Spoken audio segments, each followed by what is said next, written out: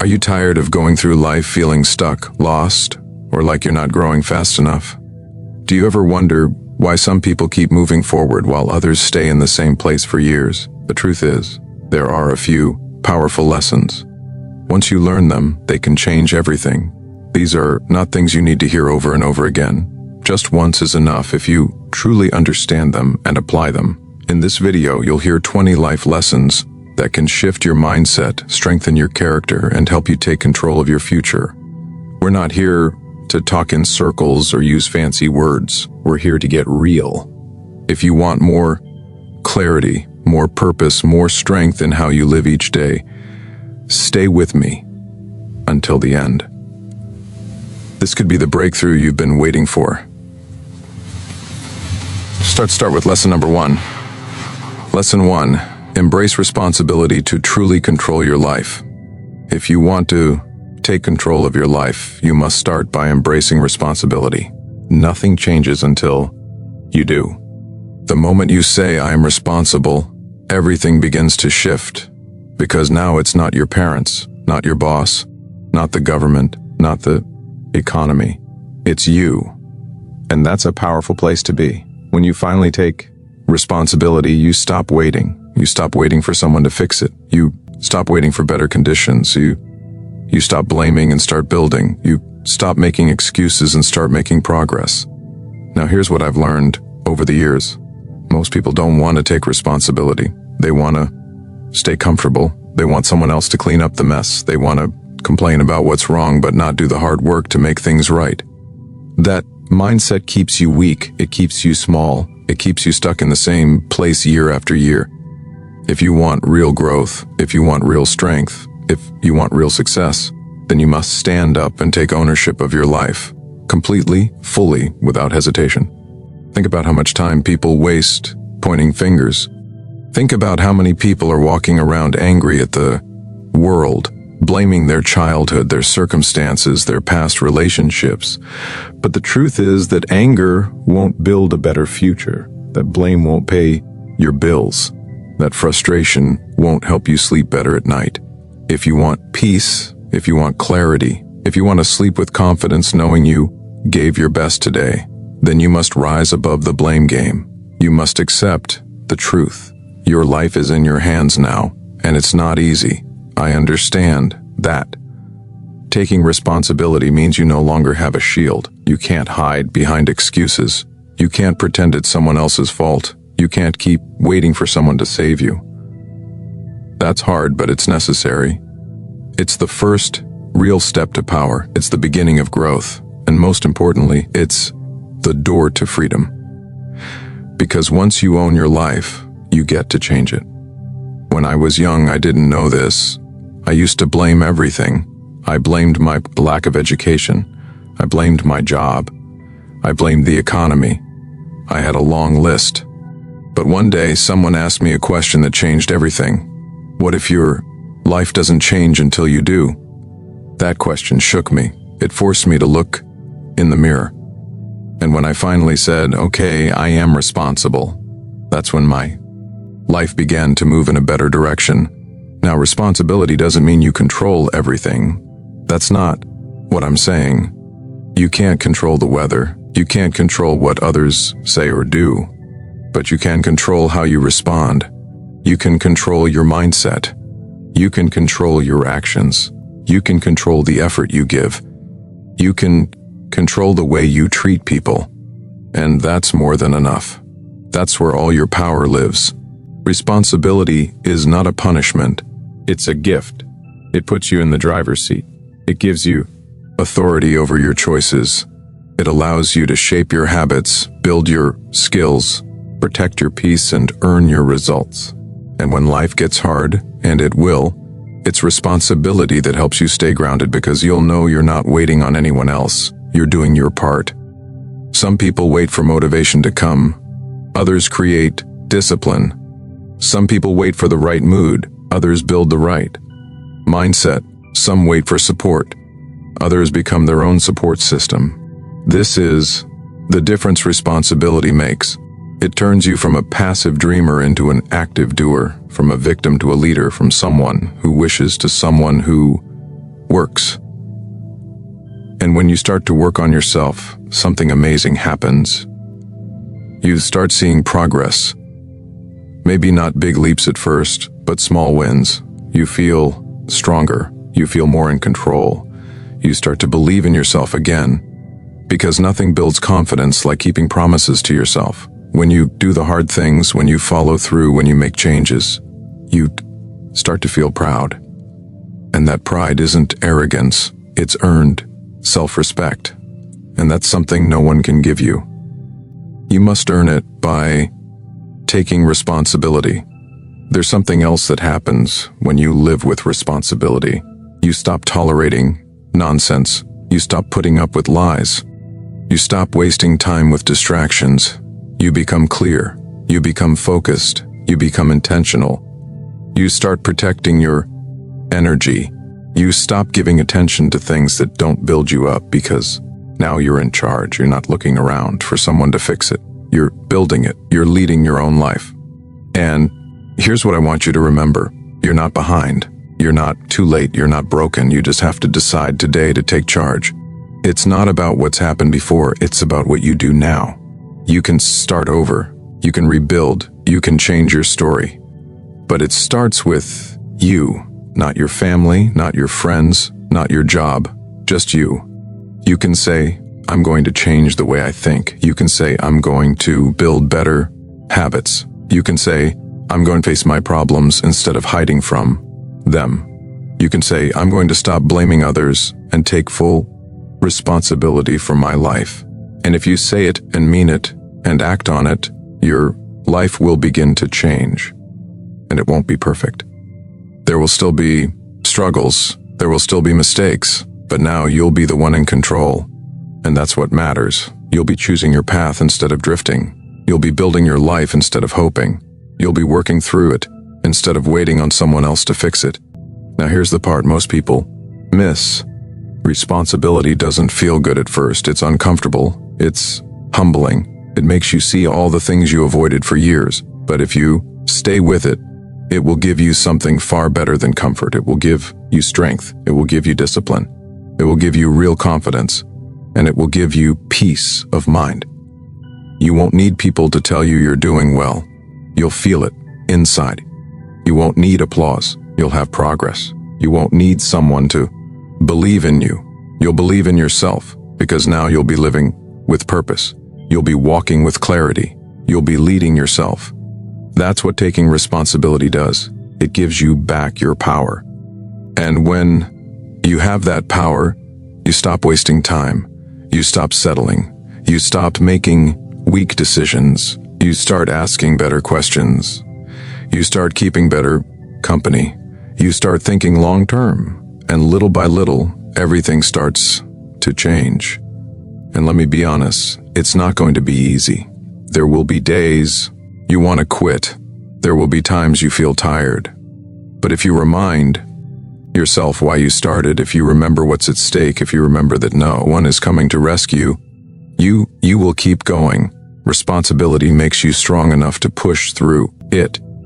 It gives you the ability to say, this is hard, but I'm doing it anyway. It allows you to build a life that's based on real results, not wishes, not hopes, but actual work and effort. And that's what real fulfillment comes from. No one feels proud of blaming others. No one feels fulfilled avoiding problems. But we do feel proud when we show up for ourselves. We feel proud when we take ownership. We feel proud when we clean up our lives and grow into someone we respect. That's what I want for you. I want you to look in the mirror and say, I'm proud of the person I'm becoming. And that starts right now. Not next week. Not when it's easier. Right now, today. Because today is the only time you can change something. Today is the only time you can take that step. And that first step is saying, I am responsible. It's not just a sentence. It's a commitment. It's a declaration. It's the foundation of growth. Everything you want, peace, confidence, progress, clarity, it starts here, right now. With one decision, one mindset, one action, take full responsibility for your life. Not half, not part, all of it. And once you do that, no one can stop you. Because the person who is willing to take responsibility is the person who is ready to rise, ready to build, ready to lead, ready to become more. And once you become more, you attract more, you create more, you experience more. Not by accident, but by design. You're designed because you took responsibility. And that, my friend, changes everything. Lesson 2, stop complaining and start taking powerful action now. Stop complaining and start taking powerful action now. That's the second lesson. It's a big one. If you want to make real progress, you have to cut the habit of complaining out of your life completely. Complaining never built anything. It never fixed a problem. It never created an opportunity. All it does is feed frustration, waste energy, and keep you trapped in the same situation. You can't grow if your energy is going into blaming everything around you. You can't build your life while tearing everything else down with your words. Change doesn't begin with noise, it begins with action. People complain because it gives them temporary relief. It lets them feel like they're doing something when they're really just spinning in place. But that short burst of emotional comfort comes at a cost. Every time you complain, you train your mind to stay stuck. You train yourself to focus on what's wrong instead of what's possible. And that mindset turns into a cycle. The more you complain, the less action you take. The less action you take, the worse things feel. And the worse things feel, the more you complain. If you want to break the cycle, you have to stop feeding it. You have to develop a new response. Instead of saying, "Why is this happening to me?" you say, "What can I do about this?" Instead of saying, "This isn't fair," you say, "How can I respond in a strong way?" You shift your mind from reaction to responsibility. You stop using your voice to complain and start using it to create direction and make decisions. That's when your life starts to change. Every time you take action, you build strength, you build courage, you build resilience. And here's the powerful truth. Nobody is coming to do it for you.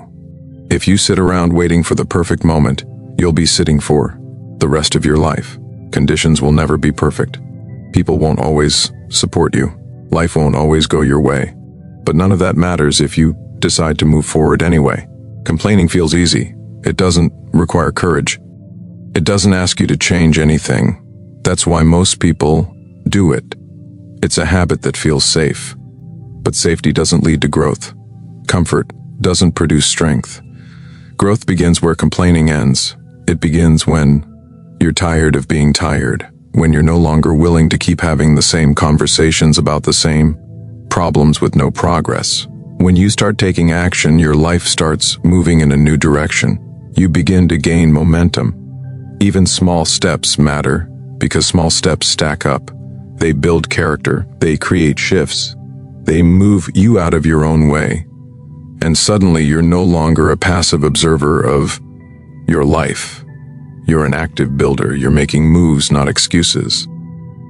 People who complain are often looking for someone to agree with their pain. They want to be heard. They want their struggle to be validated. That's human. That's real. But if you want freedom, you can't stop at being heard. You have to be willing to do something about it. You have to ask yourself, what's one thing I can change today, and then do that? Not tomorrow, not later, today. That's how you escape the noise and step into your power. Some people spend years talking about what's wrong with their life, but they never open a book. They never change their habits. They never confront their fears. They never shift their mindset. They never try something new. You can't move forward if all you do is replay the past. Action is how you build a new future. Complaining only ties you to the one you're trying to escape. It takes strength to stop complaining. It takes humility to admit you've been stuck in a loop. But once you choose to break free, you'll start noticing something powerful.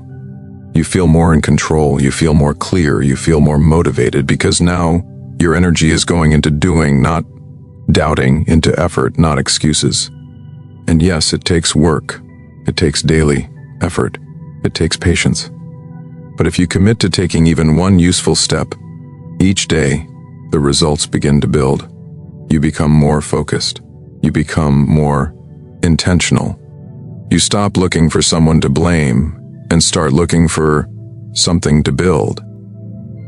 There's another truth that's often hard to accept. Sometimes we complain because we're scared to try. Complaining gives us a way to protect ourselves from failure. If we never try, we never lose.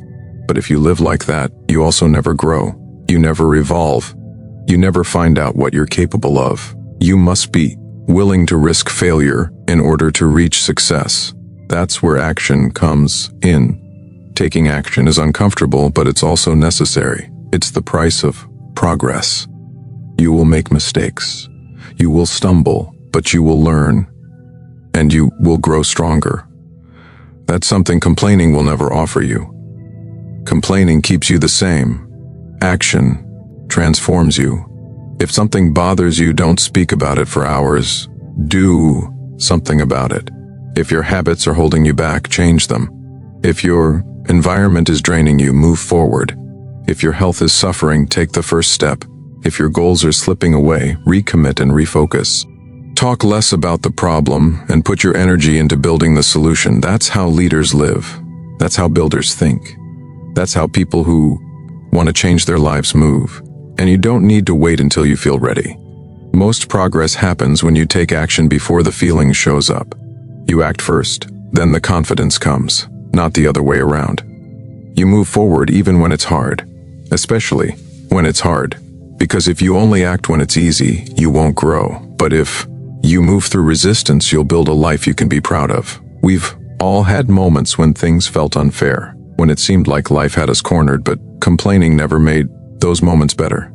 What made the difference was action, the decision to rise above it, the strength to say, I'm not staying here, the courage to build again from where you are. That's what changes lives. And the best part, it doesn't take a huge move. You don't need to change your whole life overnight. You need one decision, one change in direction, one honest look at yourself, followed by one strong move. That's the beginning. That's the turning point. And it's available to you right now. Not after everything is perfect. Not after everyone approves. Right now. You don't have to be the loudest. You don't need to convince others. You just need to prove it through action. Every day, quietly, consistently. No announcements, just effort. That's where the respect comes from. Especially self-respect. You know, when you're showing up for your life, and when you're hiding behind excuses, and when you make that shift from hiding to showing up, everything starts to feel different. You begin to hold your head higher. You speak with more conviction. You walk with more purpose, because now you're living by decision, not reaction. You're not controlled by what happened. You're guided by where you're going. That's the strength that comes from action. And here's something else to remember. You don't need everything figured out. You just need to be willing to move. Action teaches you what to do next. Action reveals the next step. Complaining only creates confusion. Action creates clarity.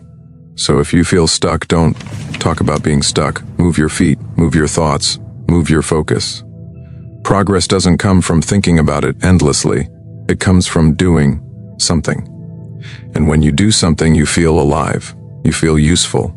You feel like you're doing your part. That feeling is what builds confidence. That feeling is what wakes you up in the morning with purpose. Not because life is perfect, but because you've taken control of what you can control. And that's your energy, your choices, your response. Some people will keep complaining forever, but not you. You're stronger than that. You're smarter than that. You're ready for more than that.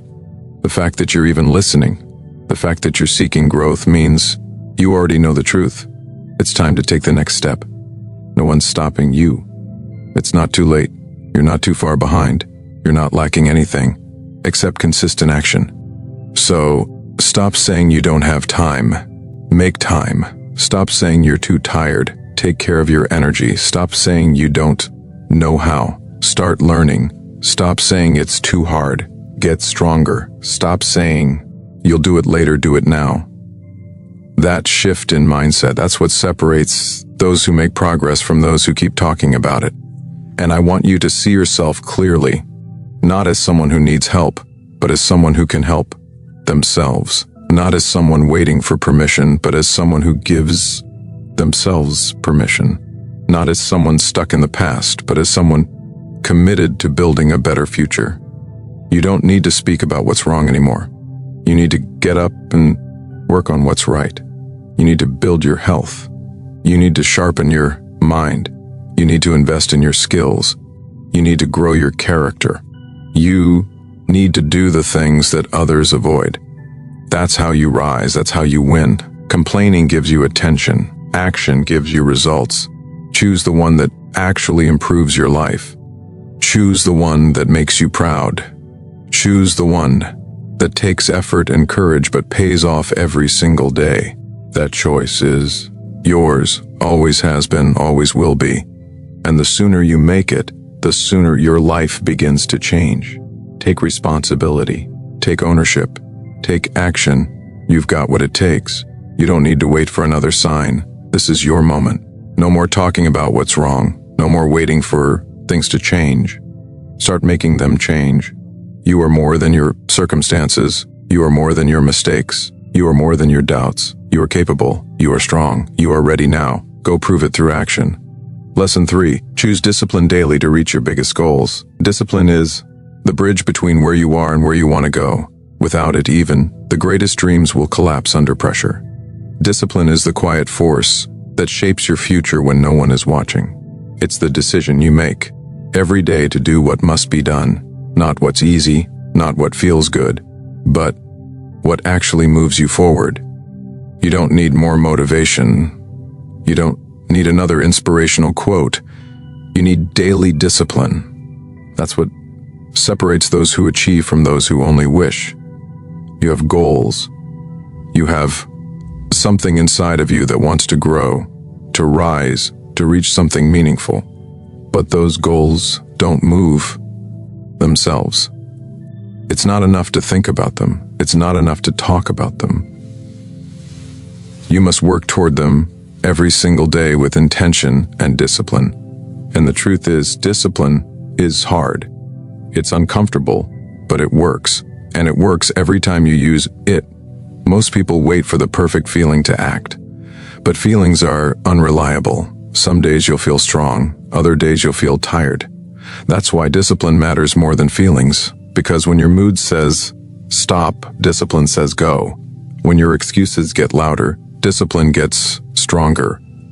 It's the inner voice that tells you to get up early, to study when you're tired, to train when your body says rest, to keep going when it would be easier to quit. You build discipline one decision at a time. You don't need to overhaul your entire life in a day. You just need to keep choosing what's right over what's easy over and over again. That's how habits are formed. That's how progress is built. That's how character is shaped. Every time you do the difficult thing, even when no one's watching, you build a stronger version of yourself. There's no shortcut. There's no secret hack. There's no way around it. If you want to succeed in anything, discipline must become a part of your life. And it's not something you turn on and off when it's convenient. It must be something you live by every day, even on weekends, even on holidays, especially on the days you don't feel like it. That's when it counts the most. Without discipline, you'll start and stop. You'll drift from one goal to the next without completing any of them. You'll make promises to yourself that you don't keep. You'll feel stuck, not because you lack potential, but because you never committed to consistent effort. Discipline ends that cycle. It puts you in control. It helps you earn results instead of waiting for them. People think discipline is punishment. It's not. It's freedom. When you're disciplined, you don't need to panic when life gets hard. You've built strength. You've trained your mind. You've created systems. You've built routines. You know what to do because you've done it 100 times before.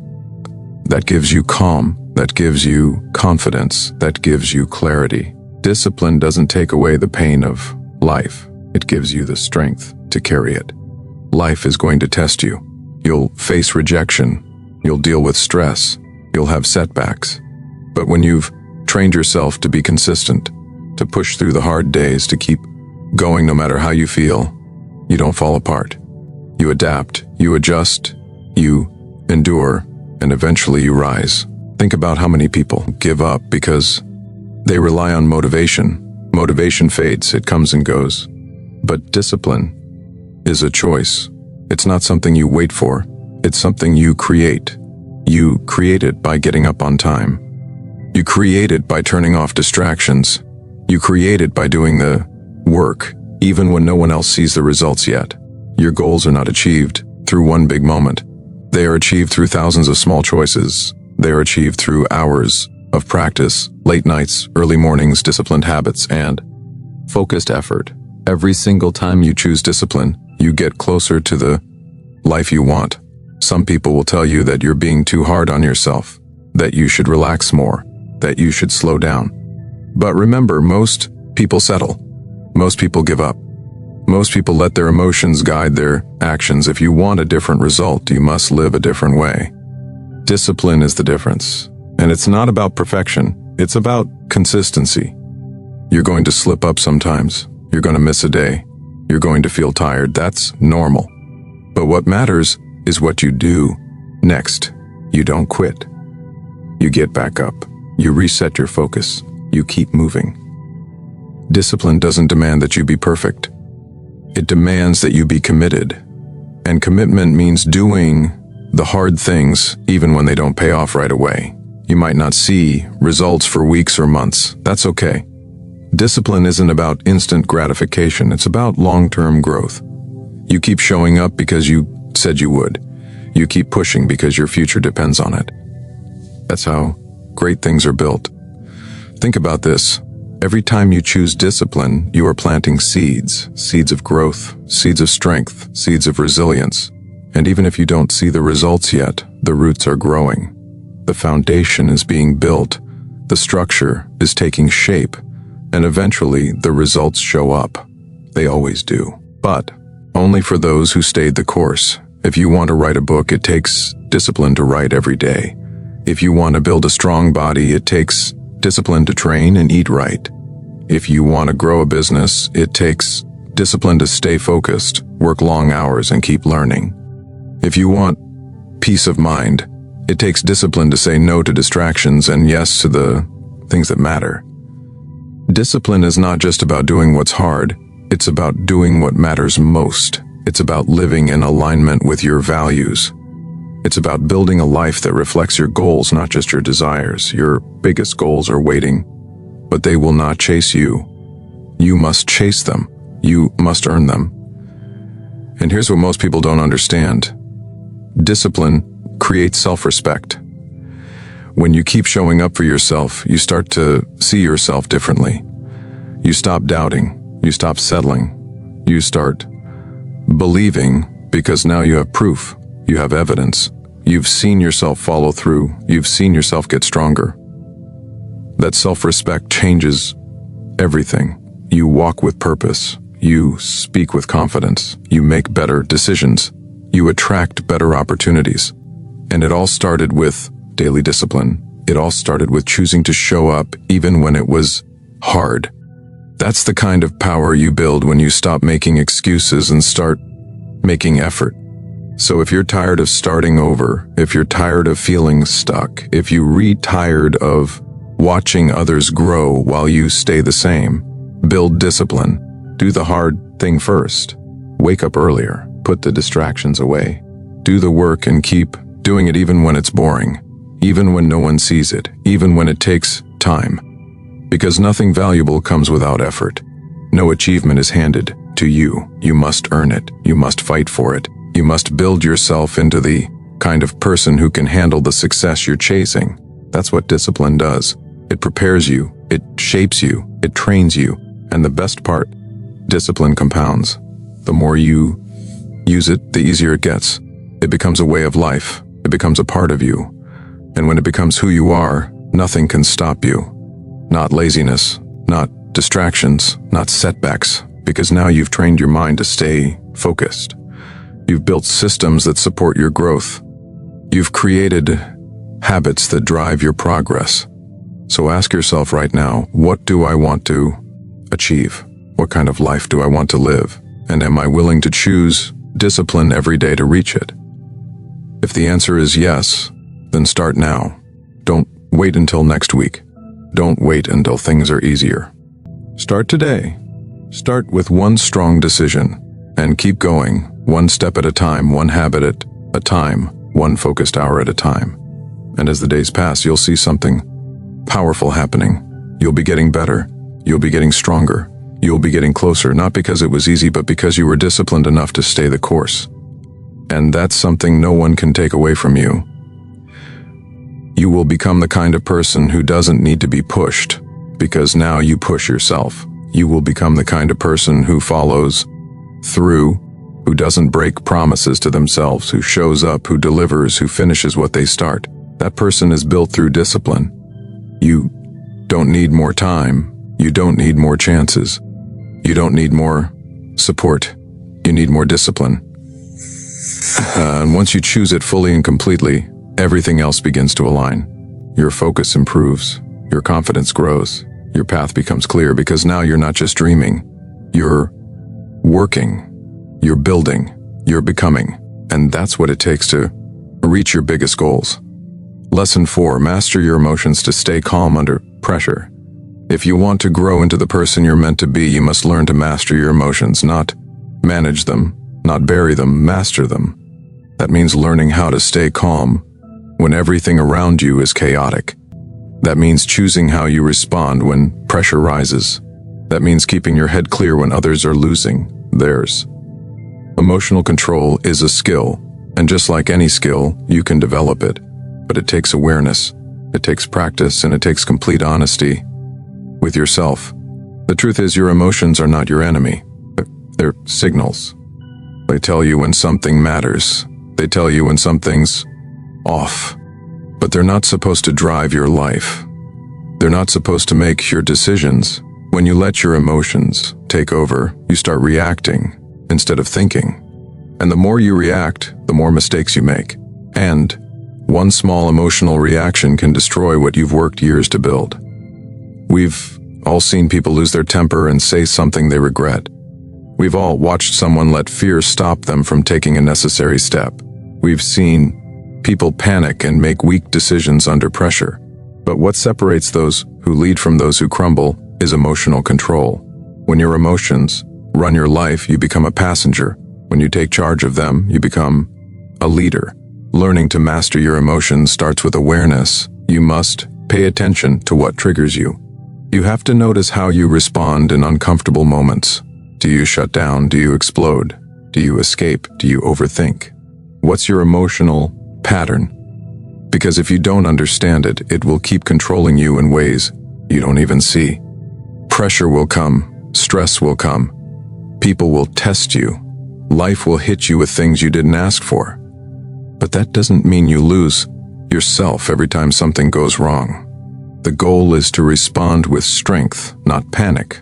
To respond with thought, not impulse. That's what emotional mastery gives you. Stability, strength, presence, power. It starts in small moments. When someone speaks to you in anger, can you stay calm? When something doesn't go your way, can you keep your balance? When you feel fear, can you still take the next step? These moments decide your future more than any big goal does. Because if you can stay steady in the storm, you can outlast the chaos. If you can stay grounded when others fall apart, you rise. Staying calm doesn't mean you're emotionless. It means you're in control. It means you've trained yourself not to be owned by temporary feelings. You've built the ability to pause, to breathe, to think. That pause can save relationships. That pause can protect your reputation. That pause can help you make decisions that change everything. You don't need to suppress how you feel. You need to work through it in a healthy way. You talk to yourself with honesty. You journal. You reflect. You process. But you don't let those feelings drive your actions. That's the key difference. People who have mastered their emotions still feel sadness, anger, frustration, and fear. But they don't let those emotions decide who they become. If you want to build anything meaningful, business, relationships, health, legacy, you must have emotional control, because the road will not be smooth. There will be rejection. There will be betrayal. There will be setbacks. And if you let every emotional wave knock you down, you won't make it. You'll burn out. You'll lose faith. You'll blame others. You'll quit on yourself. You must become the kind of person who can handle pressure without folding. You must train yourself to sit with discomfort without losing your direction. That's where real power is built, not in perfect conditions, but in uncomfortable ones. Your strength shows when things are uncertain. Your leadership shows when people are watching how you respond. When things go wrong, people don't look at your words. They look at your reaction. They feel your energy. They notice if you stay grounded or fall apart. And if you want to be trusted, if you want to be respected, if you want to be someone others can rely on, you must be consistent with your emotions. Not perfect, consistent, strong, clear. To get there, you must become your own observer. Watch yourself. Study your emotional patterns. Learn what triggers your anger. Understand what brings out fear. Know what kind of situations make you feel overwhelmed. That self-awareness is your power. Because once you know your emotional patterns, you can interrupt them. You can pause instead of react. You can redirect instead of explode. That's mastery. It's also about protecting your energy. If you're always reacting, always stressed, always emotional, you burn out. Your mind becomes cloudy. You stop thinking clearly. You start making decisions based on pressure, not wisdom. That's when things fall apart. You must protect your peace like it's your foundation, because it is. You protect your peace by setting boundaries. You protect it by walking away from emotional chaos. You protect it by creating habits that calm your nervous system. Daily routines, stillness, deep breathing, meaningful reflection. These are not soft tools. They are powerful weapons in the fight against emotional chaos. If you want to be strong, you must be steady, not rigid, not numb, steady, grounded, calm, under fire. When people around you are panicking, be the one who sees clearly. When emotions are high, be the one who slows down. When everything feels like it's falling apart, be the one who holds it together, not through force, but through clarity. There's a kind of quiet confidence that comes from mastering your emotions. It's not loud, it's not flashy, but people feel it. You walk differently. You speak differently. You make decisions from a place of stability. You're not chasing peace. You are peace that makes people trust you, that makes people want to follow you. That's real leadership. And here's something else to think about. When you master your emotions, you gain time. You're not wasting energy overthinking. You're not stuck in drama. You're not recovering from emotional outbursts. You're focused, you're efficient, you're productive, you're building, not spiraling. That gives you an edge. That gives you progress. You also start to treat people better. When you're emotionally steady, you stop taking things personally. You stop projecting your pain onto others. You stop reacting from insecurity. Instead, you listen better. You understand more. You create connection, not conflict. That's how relationships are strengthened. Through calm communication, through honest emotion, not uncontrolled reactions. Mastering your emotions will challenge you. It's not easy, but it's worth every bit of effort, because once you do it, you don't fear situations anymore. You don't fear failure. You don't fear pressure. You don't fear criticism. You can handle anything. Not because it doesn't hurt, but because it doesn't break you. You develop thick skin. You stop being tossed around by every feeling. You start living by choice, not by chance. You respond instead of react. You slow down when it matters. You stay patient when others are rushing.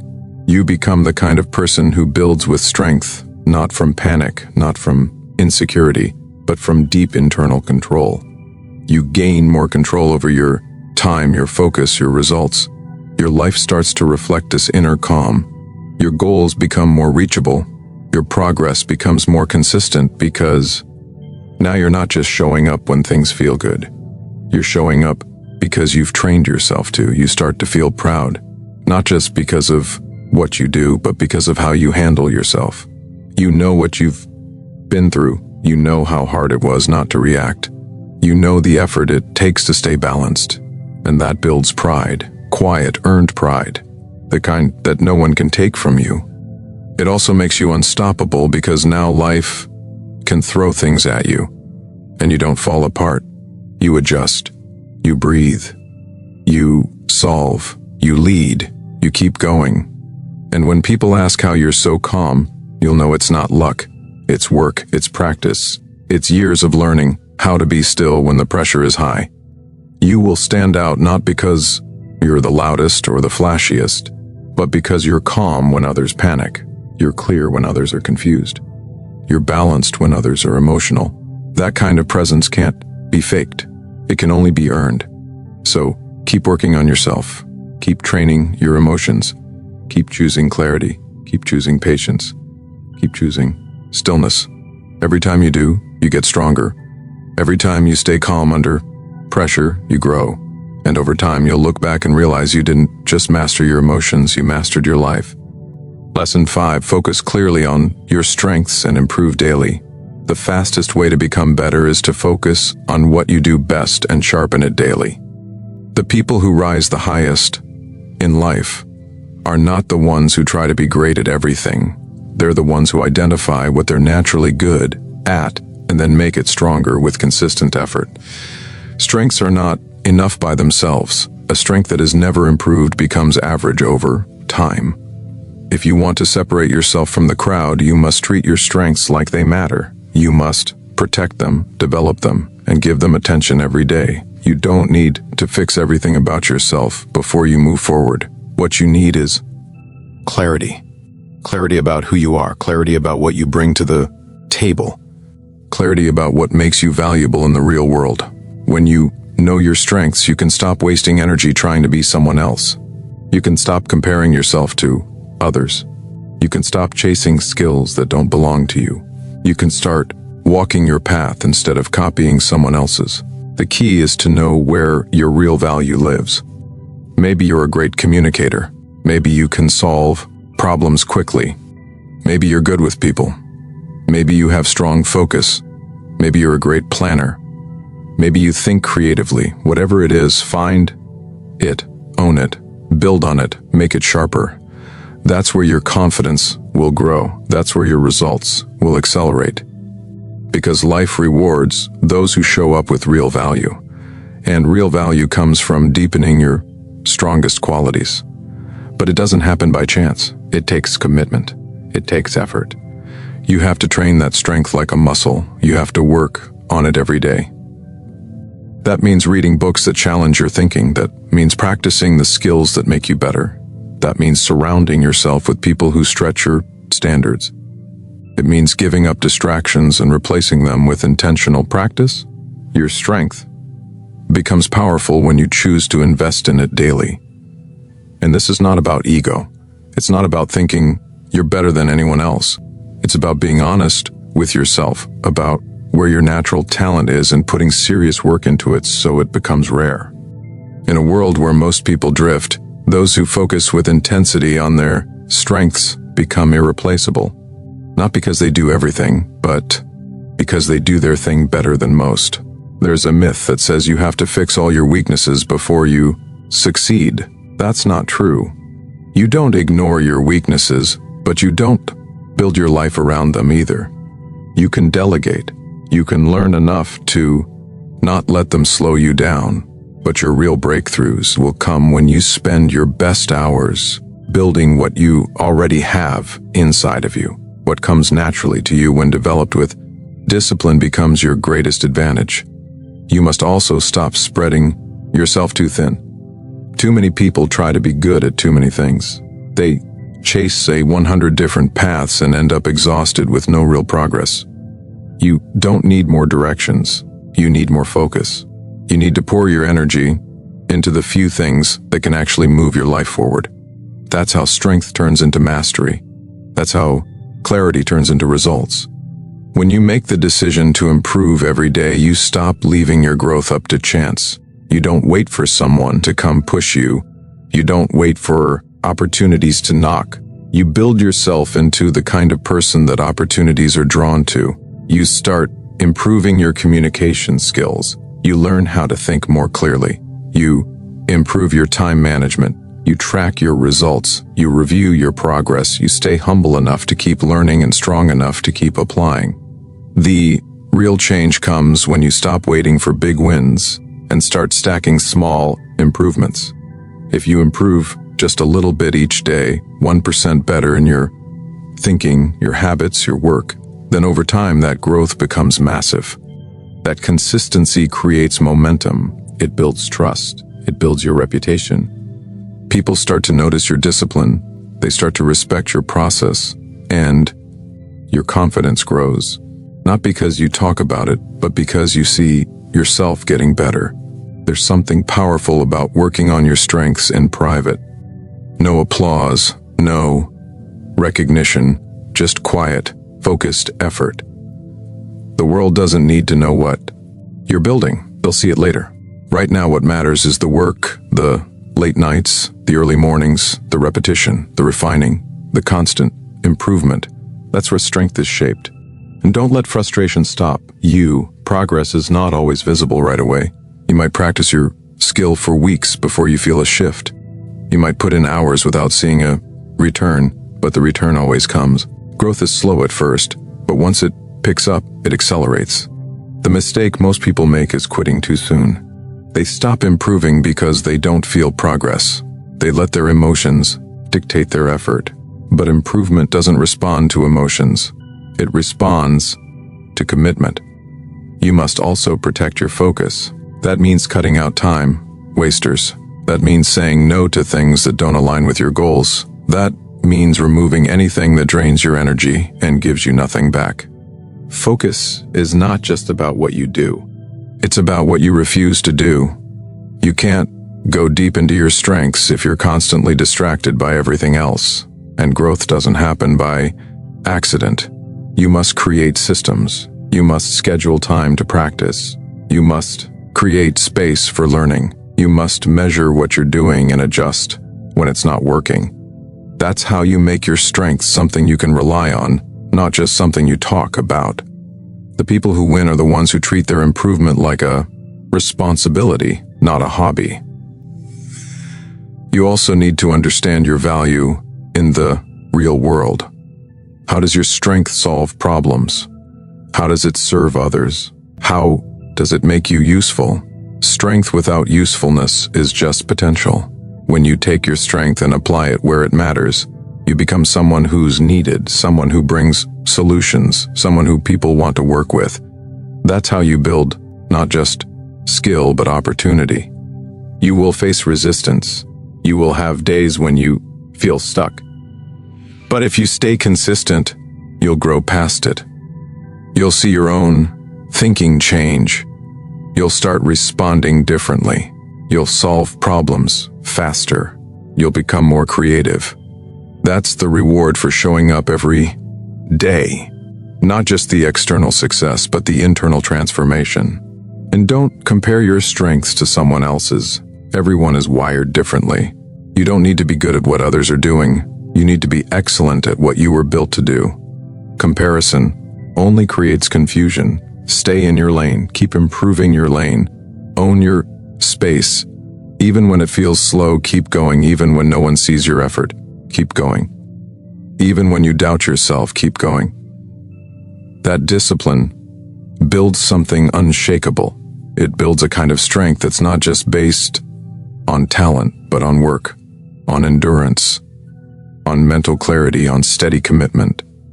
And as you grow your strength, you'll start to help others more. You'll share insights. You'll lead by example. You'll lift people up not from a place of pride, but from a place of growth. That's what leaders do.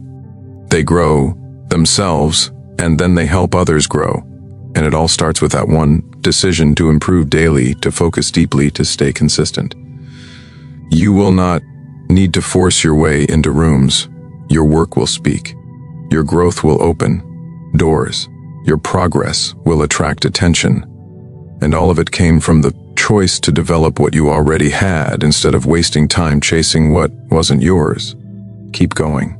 Keep building. Keep improving. Even when it's slow, even when it's hard, even when it's quiet, your daily improvement is the greatest investment you'll ever make. And it will always pay off, because no one can take away the person you become through it. Focus on your strengths and never stop getting better. That's how your life transforms. One day, one skill, one focused hour at a time. Lesson 6, invest in yourself by learning something new consistently. If you truly want to grow, you must make a firm decision to invest in yourself by learning something new every single day. Not once in a while, not when you feel like it. Not only when life forces you to every day. Consistent learning is the foundation of self-respect and long-term success. When you make learning a habit, you are telling yourself that your future matters, that your potential matters, and that you are worth the time, energy, and discipline it takes to get better. You have to treat your mind like a garden. If you don't plant something valuable in it every day, something useless will grow there by default. And the world is full of noise, distractions, and low-value information. You don't need more noise. You need depth. You need understanding. You need the kind of learning that stretches your thinking and improves your life in a real measurable way. Most people stop learning after school. They think they've done enough. They believe learning is only for passing tests or getting a certificate. But learning is not a one-time event. It's a lifelong process. And the people who rise to the top in any field, whether it's business, leadership, creativity, or health, are the ones who made learning a personal responsibility. They didn't wait to be told what to learn. They searched, they studied, they asked questions, they read books, they found mentors. They watched how others moved and made it a mission to improve their own understanding. You don't have to wait for permission to get smarter. You don't need approval to start improving your mind. You just need the discipline to do it even when it's not convenient. Learning something new doesn't always require hours. It requires intention. 10 focused minutes. Learning something useful is more powerful than an hour scrolling through meaningless content. The problem is not time. The problem is priority. You will always find time for what matters to you. If your growth matters, you will study, you will explore, you will dig into what you don't know. The world around you is changing fast. Skills get outdated, markets shift, technology evolves. If you're not learning, you're falling behind, and falling behind in today's world means becoming irrelevant. That's the reality. You can't compete with the future using knowledge from the past. You must stay sharp. You must stay curious. You must stay prepared. You must become so skilled, so aware, and so informed that opportunities recognize you before you even speak. When you invest in learning, you become valuable. Not just because you know more, but because you can do more. You can solve problems faster. You can adapt to change. You can bring insight to conversations. You can make better decisions. And people notice that. Leaders notice that your environment starts to shift in your favor. Not because you asked for anything, but because you became someone worth following. Every new thing you learn expands your mind. It helps you see patterns. It helps you understand people. It helps you avoid mistakes. Learning builds mental strength. It sharpens your thinking. It gives you more tools to deal with life. And when life gets hard and your knowledge becomes your armor, you don't panic. You apply what you've learned. You move with precision because you've prepared for these moments, and you don't need to be in a classroom. The classroom is everywhere. It's in a book. It's in a conversation. It's in a podcast. It's in a mistake you reflect on. It's in a story someone shares. Life teaches all the time. The question is, are you paying attention? Are you writing things down? Are you applying what you learn? Or are you forgetting it as soon as the moment passes? Information is everywhere now. But transformation comes only to those who absorb, reflect, and apply. Just because you heard something doesn't mean you've learned it. Just because you read it once doesn't mean you understand it. Real learning comes from doing the work, asking hard questions, thinking deeply, and using the knowledge to change something in your life. You must also learn with purpose. Don't just consume information to feel productive. Learn with a goal. Learn something that moves you closer to mastery, something that helps you overcome a weakness, something that builds on your strengths, something that solves a real problem in your life. That's how learning becomes fuel, not just entertainment. Some people say they don't know what to learn. That's only because they haven't looked closely at their life. Where are you struggling? Where are you lacking confidence? What skill, if improved, would unlock a better future for you? Start there. Learn what solves your problems. Learn what increases your income. Learn what protects your peace. Learn what helps you serve others at a higher level. And never think you're too good to keep learning. Arrogance stops growth. The moment you believe you already know enough, you start declining. Stay humble, stay hungry, stay open to new ideas even if they challenge your current beliefs. That's how you evolve. That's how you grow beyond the limits that others live with. Make it a goal to learn something useful today, not tomorrow, today. Build a daily rhythm of learning. Block time for it. Protect it like it matters because it does. Study topics that build your skills. Listen to people who have done what you want to do. Take notes. Reflect. Apply. Repeat. This cycle creates growth that compounds. And it's not about learning everything, it's about learning what matters. Master a few things. Go deep in the areas that move your life forward. Stop trying to know everything about everything. Focus on depth, not just speed. Focus on usefulness, not just novelty. Build a foundation of knowledge you can use, not just recite. The more you invest in yourself, the more confident you become, because now your self-worth is rooted in preparation. You know you've done the work. You know you've studied the details. You know you've sharpened your thinking. That's real confidence. Not the kind that needs validation, but the kind that comes from real effort. And there's a quiet strength in being a learner. You're not reactive. You don't panic in uncertainty. You have mental clarity. You move with intention because you've trained your mind to think, to see patterns, to ask better questions. That gives you an edge most people don't have. Learning also keeps you young in spirit.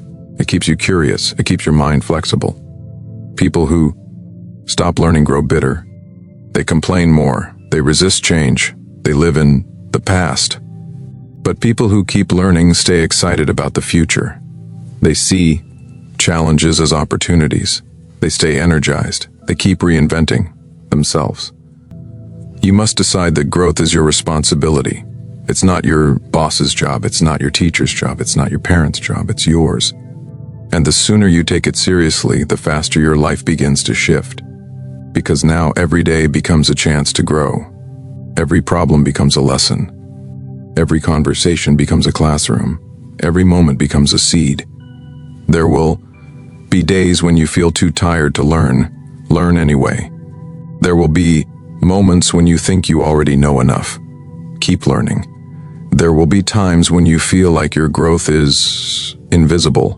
Keep going. You are building something on the inside that will show on the outside when it matters most. Be willing to outlearn everyone around you. Be willing to study when others are scrolling. Be willing to practice when others are distracted. Be willing to stay with a concept until it clicks. Be willing to reread, rewatch, and refine. Because the people who learn deeply end up leading. They end up creating. They end up winning. Not by accident, but by preparation. Make your daily learning non-negotiable, whether it's reading, writing, reflecting, practicing, or applying. Do something every day. Keep track of your progress. Celebrate the new ideas you uncover. Share what you learn with others. Teaching what you've learned deepens your understanding and multiplies your growth. This is not about perfection. This is about progress, not about speed, about direction, not about pressure, about potential. Every new insight you gain builds a stronger version of you. Every concept you master unlocks new decisions. Every page you read, every question you ask, every skill you improve, it all adds up. It all moves you forward. Don't let a single day go by without feeding your mind. Build yourself from the inside out. Keep growing until growth becomes your identity. And when it does, you'll look back and realize you didn't just learn something new, you became someone new. And that's the real reward of learning. It changes who you are, how you think, how you show up, and what you're capable of doing in this world. That's why you must invest in yourself. That's why you must never stop learning. Lesson 7. Accept honest criticism to grow stronger and wiser. If you want to grow stronger, wiser, and more effective in life, you have to learn how to accept honest criticism. Not ignore it, not fight it, accept it. The truth is, you won't grow if you only surround yourself with people who tell you what you want to hear. Progress begins when you're willing to hear what you need to hear. Even when it's hard, even when it stings, even when your pride wants to shut it down, that's the point where growth begins. Not when you feel comfortable, but when you face yourself with honesty. Most people fear criticism because it challenges their self-image. They don't want to be seen as wrong. They don't want to feel exposed. But that fear is what keeps them average. If you want to rise above that, you have to stop taking everything personally. Not every piece of feedback is an attack. Some of it is a gift. Some of it is meant to wake you up, not tear you down. You must stop letting your emotions get in the way of your evolution. If you're always on defense, you'll miss the lesson. You'll protect your ego and destroy your growth. You'll build walls instead of wisdom. And in the long run, those walls will trap you. They'll keep you stuck in old habits, outdated beliefs, and a false sense of confidence. You can't improve what you refuse to examine. You can't fix what you deny. And if you're serious about getting better, you must open yourself to feedback, even when it's uncomfortable. Criticism hurts most when there's truth in it. That's why it's powerful. It shows you where you're not aligned with your goals. It reveals blind spots. It makes you aware of things you might not see on your own. And awareness is the first step to change. You can't correct what you can't see. You can't master what you ignore. That's why you need people in your life who are not afraid to tell you the truth. But not all criticism is helpful. That's important to understand. You don't accept everything. You must learn to filter. Ask yourself, does this feedback come from someone who wants the best for me? Is it based on facts or emotion? Is it meant to help me grow or tear me down? Honest criticism comes from a place of truth and growth. It's not about shaming, it's about sharpening. And when you receive it, you must resist the urge to argue.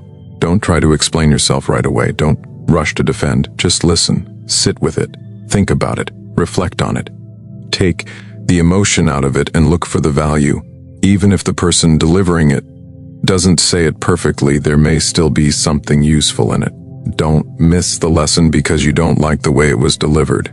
Real growth requires humility. You have to admit that you don't know everything. You have to be willing to say, I was wrong. You have to be strong enough to look at your flaws without running from them. That doesn't make you weak. That makes you responsible. That makes you mature. That makes you serious about growth. The people who are willing to hear hard truths are the ones who improve faster. They don't waste time pretending. They face what's real, and because of that, they become better quicker and deeper. It's not easy. No one likes being criticized. It can feel like rejection, it can sting. But if you can learn to sit in that discomfort and pull the wisdom out of it, you will separate yourself from the majority. Most people avoid feedback. They avoid mirrors. They want praise, not improvement, but praise doesn't build you. Feedback does. Even tough feedback, especially tough feedback. You also have to build emotional strength because criticism will test your ego. It will trigger your pride. It will challenge how you see yourself. But if you stay calm and open, you'll notice something powerful. You're becoming less reactive, more thoughtful, more mature. That's what wisdom feels like. That's what emotional growth looks like. And it's earned through honest reflection, not emotional outbursts. You don't grow by ignoring flaws. You grow by fixing them. And sometimes you need others to help you see what needs fixing. That's not weakness. That's awareness. If you shut down every time someone points something out, you'll stay stuck. But if you take it in and use it, you gain a new edge. You level up, you learn faster. And over time, that makes you unshakable. The best performers in any field are coached. They invite critique. They study their mistakes. They hire people to show them where they're off. Why? Because they want to win. And winning requires brutal honesty, not from the world, but from yourself. It's not the criticism that hurts you, it's the refusal to accept it. The longer you avoid the truth, the longer you stay behind. You have to shift your mindset. Stop seeing criticism as a threat. Start seeing it as information, data, a tool to become sharper, stronger, wiser, more refined. You're not being attacked, you're being adjusted. And sometimes those adjustments will unlock your next level. Look at the areas in your life where you keep falling short. Maybe it's your discipline. Maybe it's your communication. Maybe it's how you handle pressure. What if someone close to you has tried to tell you the truth and you ignored it? What if your growth has been delayed because you didn't want to hear it? That's a hard question, but it's an important one. If you're willing to listen to really listen, you'll start noticing patterns. You'll see what you need to fix. You'll begin to grow with purpose, and people will start to notice. They'll see your growth. They'll respect your humility. They'll admire your courage, not because you were perfect, but because you were open to being better. You must also be willing to ask for feedback. Don't wait for it to come. Seek it out. Ask the people you trust, what's something I need to work on? Ask them directly. And when they tell you, don't get defensive. Say thank you. Write it down. Think about it. That one conversation could shift your thinking forever. You don't have to agree with every piece of criticism, but you should always consider it. Take what's useful, leave what's not, but don't reject it without reflection. That's how people stay small. They think they already know. But real growth lives in curiosity, in the willingness to say, maybe there's more I need to understand.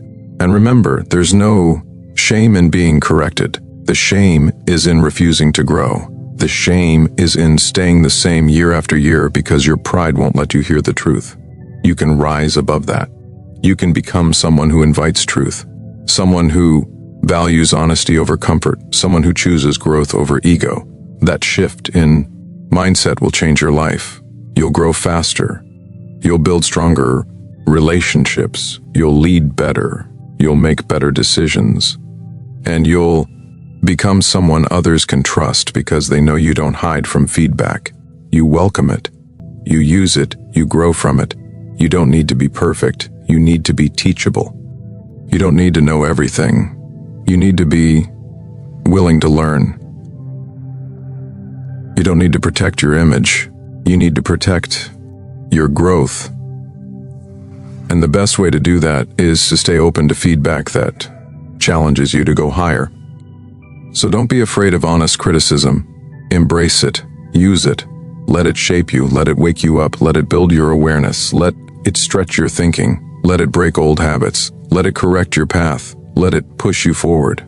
That's what it's for. That's why it matters. The strongest people are not the ones who avoid correction. They are the ones who learn from it, grow from it, transform because of it. You have that ability. You have that choice. Every time you're faced with honest feedback, you are standing at the doorway of growth. You can walk through it or turn away. But remember, growth always rewards the ones who are willing to hear the truth and use it. Always. Lesson 8. Build genuine relationships by giving more than taking. The strength of your life will often come down to the strength of your relationships. And if you want to build real ones, you must stop focusing on what you can take and start focusing on what you can give. Real connection is never built on selfishness. It's built on service. The most respected, loved, and trusted people are the ones who give value without keeping score. They show up with presence, with care, with support, not just when it's convenient, but because they've chosen to be people of depth and character. You can't fake that. You either live it or you don't. In every relationship, personal or professional, the question you must ask yourself is, how can I add value here? What can I do to support this person, strengthen this bond, and help them grow? Because when you focus on giving, you become someone others want to be around. People remember how you make them feel. And nothing builds trust faster than being consistently helpful, dependable, and generous with your time, your attention, and your effort. You don't need a huge network. You don't need to impress everyone. What you need is a few real connections built on respect, honesty, and mutual care. Relationships that are grounded, not transactional. Connections that don't depend on what you can offer today, but are built to last through time, challenge, and distance. That kind of connection doesn't come by accident. It's built day by day through the small things: being honest, being available, showing up when it's not convenient, listening when it's uncomfortable, and giving without asking what you'll get back. Most people approach relationships with the mindset of what can I get? They want support, they want praise, they want favors, but they're rarely the ones giving any of those things. And then they wonder why their relationships feel shallow, why they don't last, or why people pull away over time. If you're always looking to receive, you're draining the people around you. But if you flip that mindset and become someone who adds, someone who listens, someone who supports, people will naturally want to be around you, not because they need something from you, but because they trust you.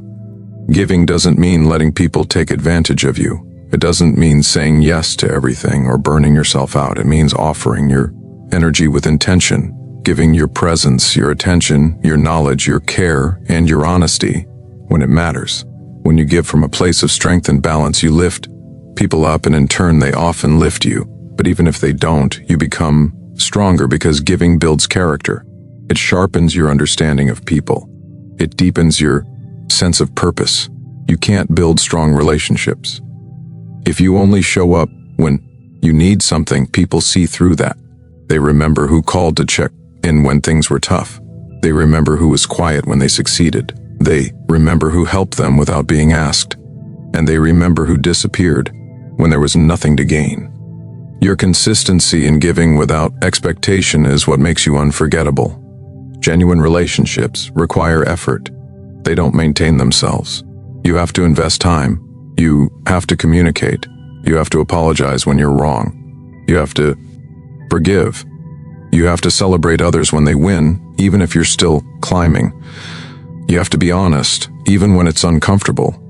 That's the kind of work most people avoid. But that's the kind of work that builds something real. When you give more, you also grow more, because relationships stretch you. They challenge your selfishness. They reveal your blind spots. They test your patience. And if you're serious about becoming a better human being, you need those challenges. You need people who can look you in the eye and tell you the truth. You need connections that aren't built on flattery, but on growth. Don't be the person who only calls when they need something. Be the person who checks in when there's no reason. Be the person who celebrates others without jealousy. Be the person who gives advice without arrogance. Be the person who offers help without being asked. You don't need a special title to lead in your relationships. Leadership in relationships is about consistency, compassion, and contribution. Giving also teaches you humility. It reminds you that everyone is carrying something, even if they don't show it. It reminds you that being kind, being patient, being present, that stuff matters more than most people realize. It reminds you that relationships aren't about winning, they're about growing together.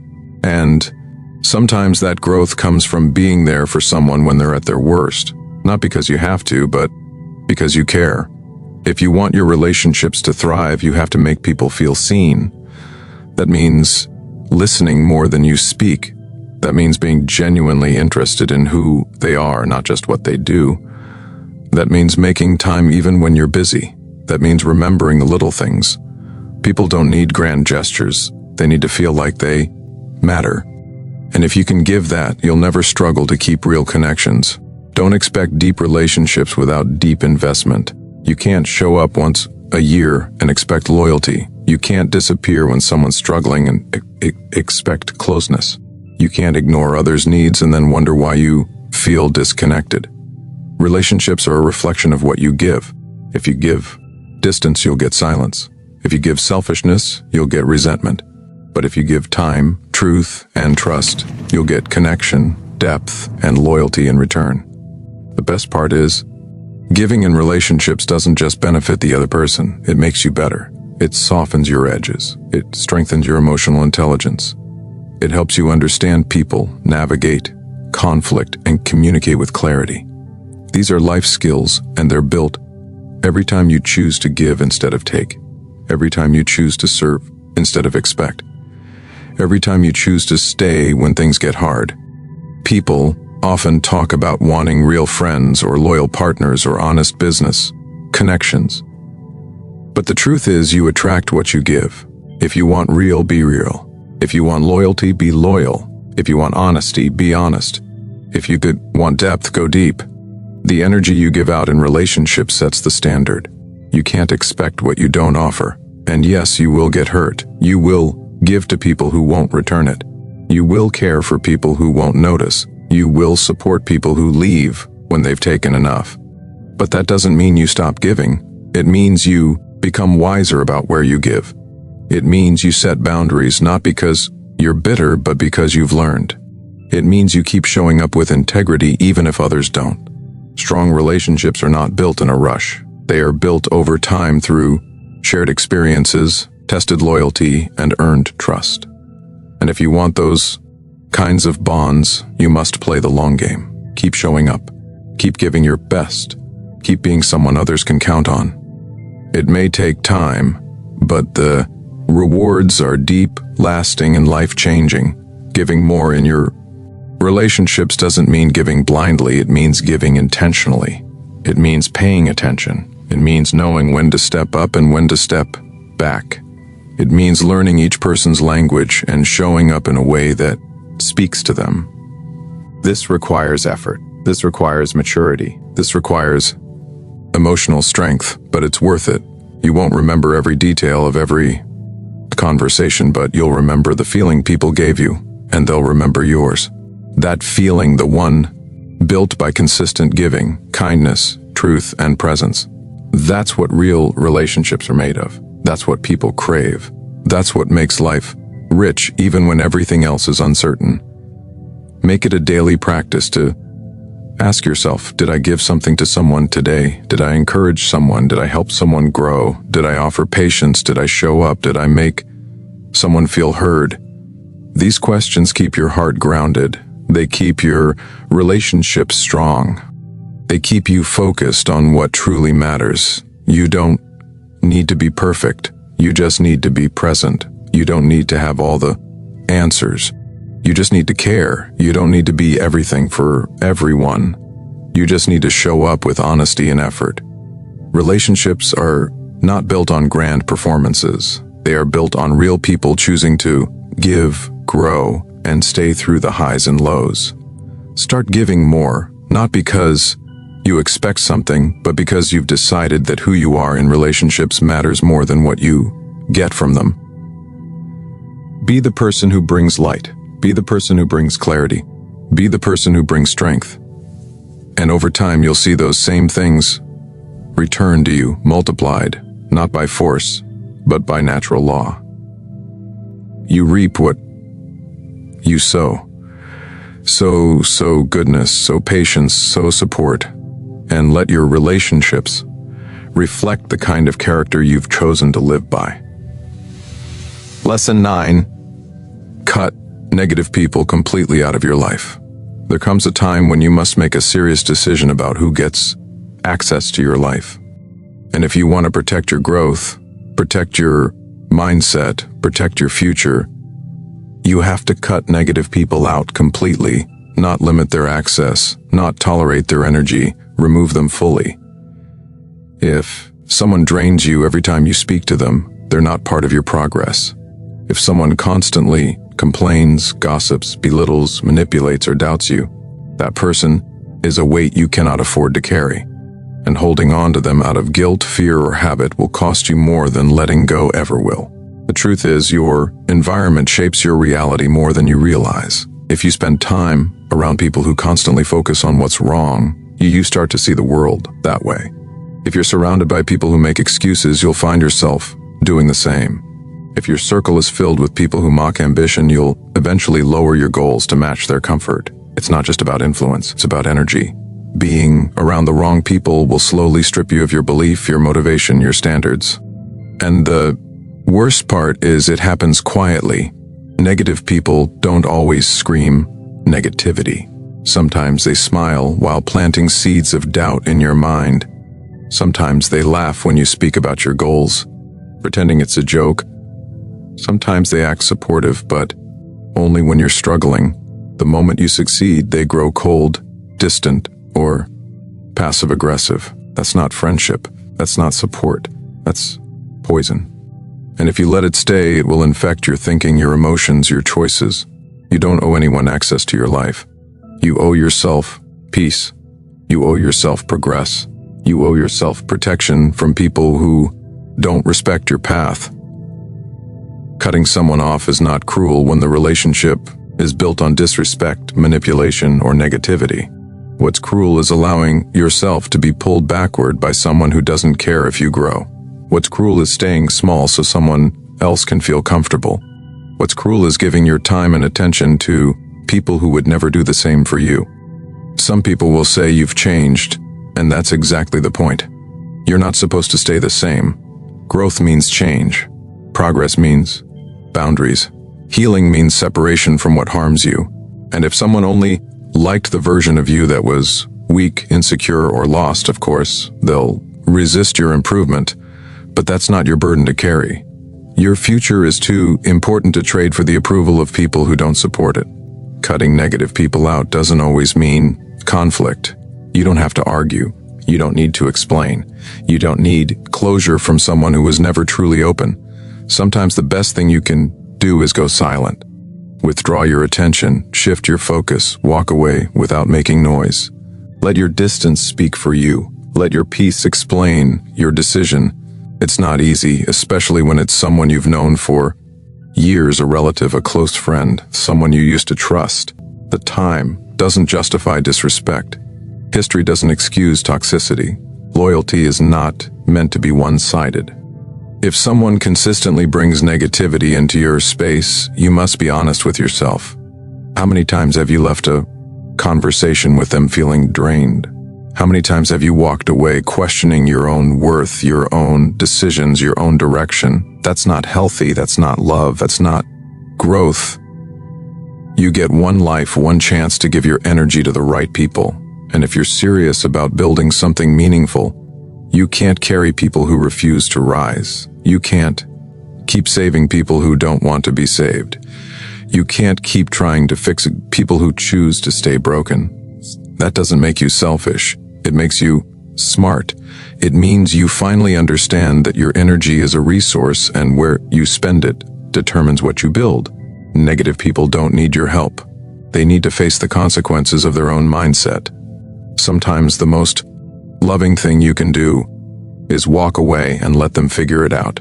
You're not their therapist. You're not their savior. You're not responsible for their happiness. You are responsible for your space, your energy, and your growth. And if someone is constantly bringing chaos into your life, it's your responsibility to shut the door.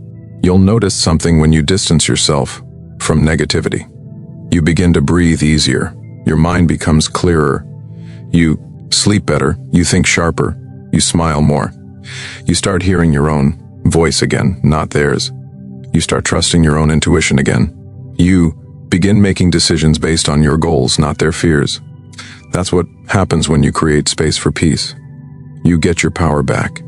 You remember who you are, and don't wait for a major betrayal to make the decision. Sometimes, the biggest harm is in the little comments, the subtle criticism, the disguised sarcasm, the constant doubt.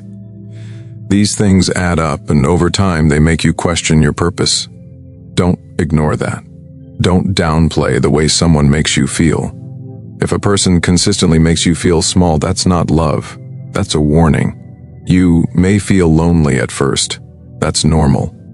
Letting go creates space, but that space is necessary. It gives you time to reflect. It gives you room to heal. It allows new energy to enter. And when you stand firm in your decision, you attract people who match your values, people who uplift, support, and challenge you to grow, not people who tear you down when you try to change. The people around you shape your standards. If your circle mocks ambition, you'll lower your dreams. If your friends avoid responsibility, you'll start justifying excuses. If your relationships are filled with drama, your peace becomes a stranger. You don't rise in life by chance. You rise by surrounding yourself with people who want more, live with integrity, and challenge you to be your best. And the first step to finding those people is removing the ones who don't. It's not enough to reduce their access. You have to cut it off fully. Unfollow, stop replying, block if needed. Don't keep the door open for someone who repeatedly walks in and brings chaos. Every time you allow them back, you reset your growth. You delay your progress. You lose focus. Enough is enough. Make the decision. Be firm. Move forward. Protect your mind like it's gold. Protect your energy like it's sacred. Protect your peace like it's oxygen. Because it is without peace, you can't think clearly. Without energy, you can't build. Without focus, you can't reach your goals. And the people you surround yourself with will either protect those things or destroy them. Choose wisely. You're not here to convince anyone to treat you right. You're not here to fix someone who refuses to grow. You're here to live with purpose, to build with clarity, to rise with intention. And that means being ruthless about your environment. Ruthless doesn't mean cold, it means committed. Committed to your growth, committed to your peace, committed to becoming everything you're capable of. If someone is constantly negative, always critical, never supportive, you must take a step back and ask yourself, why am I keeping this person in my life? Is it guilt? Is it habit? None of those are good enough reasons to stay stuck. You deserve to be around people who bring light, not darkness. People who celebrate your wins and support your efforts. People who speak life into your vision, not death into your ambition. This is your life, not theirs. You don't need their approval. You don't need their permission. You don't need their validation.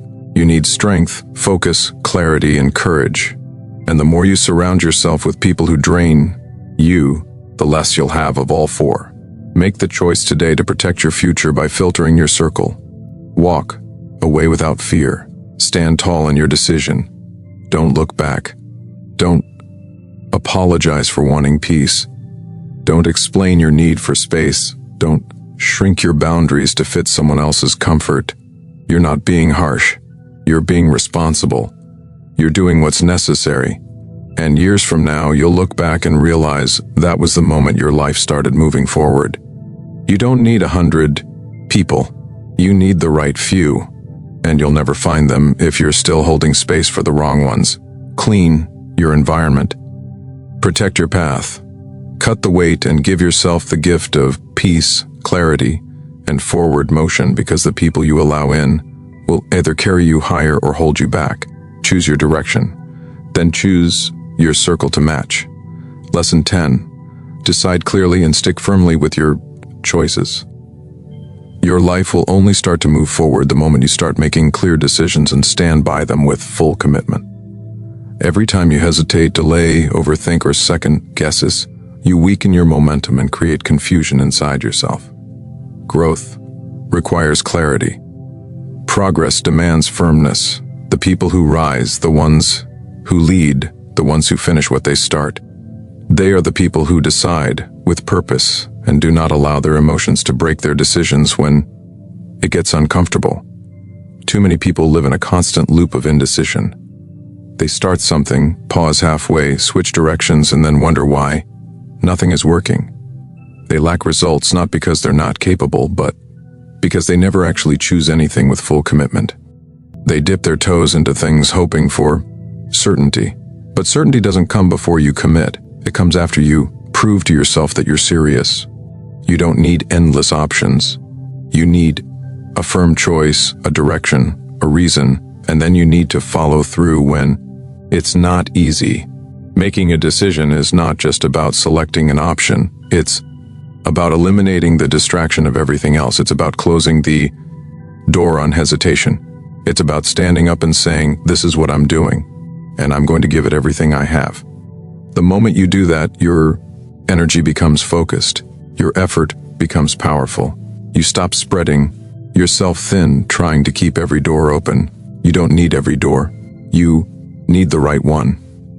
And you need to walk through it fully. The reason most people stay stuck is because they never fully commit to anything.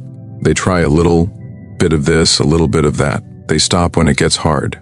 They change their minds when things don't feel exciting. But success is not built on excitement.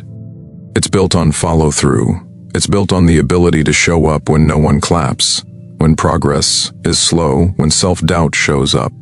That's when your decision gets tested. And if your decision was half-hearted, you'll quit. But if your decision was made with full clarity and full strength, you'll push through. And that's where the reward is found. You cannot keep changing your mind every time you feel discomfort. You must learn to sit in it, to grow through it, to adjust your actions, but not your direction. If your direction changes every few weeks, your foundation will stay weak. You don't build a strong life jumping from one thing to the next. You build it by choosing one thing and going deep with it, giving it time, giving it patience, giving it all your energy, not looking back every time something else looks easier. You will not get everything right. You will make mistakes. You might even make the wrong decision, but that's not the danger. The danger is never deciding at all. The danger is waiting for perfect certainty and perfect timing. Both are illusions. There will never be a moment where you feel completely ready. There will always be fear. There will always be risk. But strong people move forward anyway. They say, this is the best decision I can make with what I know, and I'm going to trust myself enough to act on it. You must also stop asking for too many opinions. The more people you ask, the more confused you'll become. Everyone has a different perspective. Everyone sees things through their own experience. If you build your life based on everyone else's advice, you'll never feel settled. Learn to trust your own voice. Learn to sit still with your thoughts. Learn to weigh your options. Make the call and move forward without needing everyone to agree. Your clarity must come from within. Once you make the decision, your job is not to constantly rethink it. Your job is to act on it, to build around it, to create structure, to hold yourself accountable. That's how discipline is formed. That's how confidence is built. Confidence doesn't come from feeling ready. It comes from seeing yourself stay committed. When you say you'll do something and then you do it, you gain trust in yourself. And over time, that trust becomes unshakable. You'll always be tempted to quit. You'll always be tempted to second guess us. That's normal. That doesn't mean the decision was wrong. It means you're human. But strong humans don't give power to those thoughts. They acknowledge them and keep moving. They stay focused on the reason they started. They stay grounded in their choice, and eventually that strength becomes part of their character. You must understand the cost of indecision. Every day you spend sitting on the fence is a day you could be building. Every hour you spend debating in your mind is an hour you could be practicing, creating, learning, growing. Indecision steals your energy. It creates anxiety. It drains your focus, and over time it leads to regret. Not because you chose the wrong thing, but because you never chose anything fully. If you want to take control of your life, start with your decisions. Don't be careless with them. Think clearly. Think long-term. Think in alignment with your values. But once the decision is made, lock it in. Commit to it fully. Move with it. Grow with it. Improve as you go, but don't stop. Don't hesitate. Don't look back every few steps. That kind of focus will separate you from everyone who's still debating. You'll never build momentum if you keep resetting the plan. Start building and let the momentum grow. Adjust your strategy, but not your purpose. Evaluate your methods, but not your mission. Stay flexible with the how, but firm with the why. That's the mindset that wins. That's the approach that builds strong results. Every time you avoid making a decision, you teach yourself that hesitation is acceptable.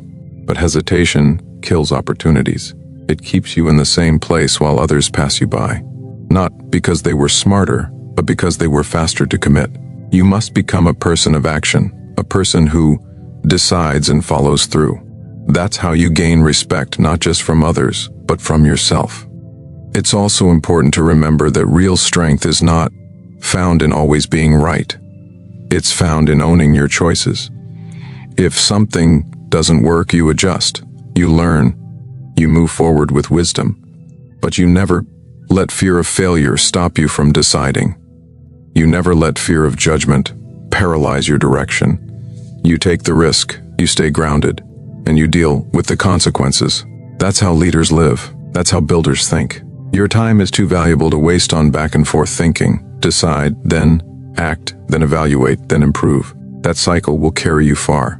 But it starts with clarity. It starts with saying, this is where I'm going, and refusing to let doubt pull you in every direction. Doubt is natural, but decisions are stronger. If you feed the doubt, it grows. If you feed the decision, it strengthens. When you meet people who live with focus and purpose, it's not because their lives are easier. It's because they decided who they wanted to be. They cut off the options that didn't align. They weren't perfect, but they were clear. And that clarity gave them an edge. Because while everyone else was questioning and waiting, they were moving, they were building, they were becoming. Let today be the day you stop overthinking and start choosing. Let today be the day you stop waiting for someone to tell you it's okay. You know what you need to do. You know what direction is calling you. You know what kind of life you want to build. Make the decision. Own it. Live it. Let your actions reflect it. Let your focus protect it. Let your consistency prove it. And when things get hard, don't run. Don't switch paths just because it's difficult. Difficulty is part of the process. Growth is part of the reward. You're not supposed to have everything figured out. You're supposed to stay grounded while you figure it out. That's the difference between those who rise and those who stop. One group pushes through confusion, the other lets confusion stop them. You get to decide which group you belong to. Make your choices count. Don't choose based on pressure. Don't choose based on trends. Choose based on truth. Your truth, what matters to you, what drives you, what aligns with your values. That's how you build a life that feels right, not just from the outside, but deep within. That's how you sleep at night, knowing you're moving in the right direction. Even if the road is difficult, strong people don't chase perfection, they chase progress. They don't wait for the perfect plan. They make a good one and act on it. They don't collapse under pressure, they stay steady. They don't avoid risk, they manage it. And they do it all because they made a decision and stuck with it. That's the kind of clarity that builds legacies. That's the kind of commitment that makes history. Start now. Decide who you want to become. Decide what you will no longer tolerate. Decide what matters most. And don't look back. Keep walking. Even when it's slow, keep building. Even when you're tired, keep believing. Even when it's quiet, the people who keep going are not the ones with the best plans. They are the ones who decided and refused to turn back. And when you look back a year from now, 5 years from now, you'll see the difference, not just in what you achieved, but in who you became. You'll see the strength, the clarity, the character you built, not by accident, but by decision. So decide and don't break your word to yourself. Your future depends on it. Lesson 11. Conquer your fears by facing uncomfortable situations daily. Fear does not disappear by waiting. It does not shrink by ignoring. It does not dissolve just because you want it gone. Fear only loses its grip when you stand in front of it and move anyway. If you want to live with confidence, strength, and freedom, you have to learn to face uncomfortable situations every single day. Not once in a while, not when you're forced into it daily. That's how fear weakens. That's how courage is built. Not in your head, not through motivational words, but through action. When you'd rather run the other way. Most people live inside an invisible prison, one built entirely from fear. Fear of rejection, fear of judgment, fear of failure, fear of being seen, fear of speaking up, fear of not being good enough. And so they build routines around avoiding discomfort. They walk the same paths, speak to the same people, stay in the same roles, and limit themselves, not because they lack talent, but because they obey fear. That life looks safe on the surface, but it eats away at your potential. Every time you back down from something that challenges you, you train your mind to believe you're not capable. And the longer you obey fear, the more believable that lie becomes. The only way to break it is through direct confrontation. You don't wait until you feel brave. You don't wait until the fear disappears. You act while it's still present. You step forward with shaky hands. You speak with a racing heart. You try even when doubt fills your mind. That's what separates those who rise from those who stay stuck. The ones who grow are not fearless. They're just willing to take action before they feel ready. They know that on the other side of fear is the strength they're looking for, and the only way to get there is through. Facing uncomfortable situations doesn't have to mean jumping into extremes. It means doing the things that stretch you just beyond your current level. It means starting that difficult conversation instead of avoiding it. It means applying for the opportunity you've been talking yourself out of. It means showing up to the room where you don't feel ready. It means saying yes when everything inside you wants to say no just to stay safe. These small acts done daily create powerful internal shifts. You don't have to do something massive today. You just have to do something that scares you a little, and tomorrow you do it again.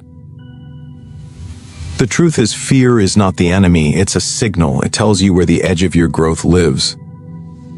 If something scares you but it also matters to your future, that's exactly where you need to go. Fear will try to convince you to wait, to prepare more, to think about it a little longer. But that voice isn't trying to help. It's trying to keep you still. And if you listen, your life will shrink. Not because you didn't have a chance, but because you didn't take it.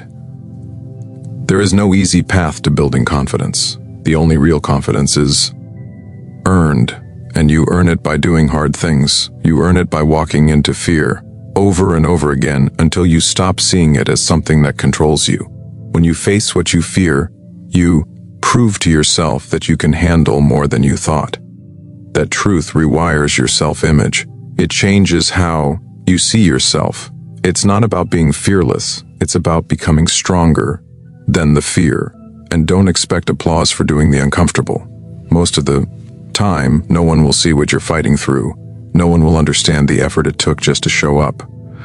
But that's okay, because the reward isn't in the recognition. It's in the person you become through the process.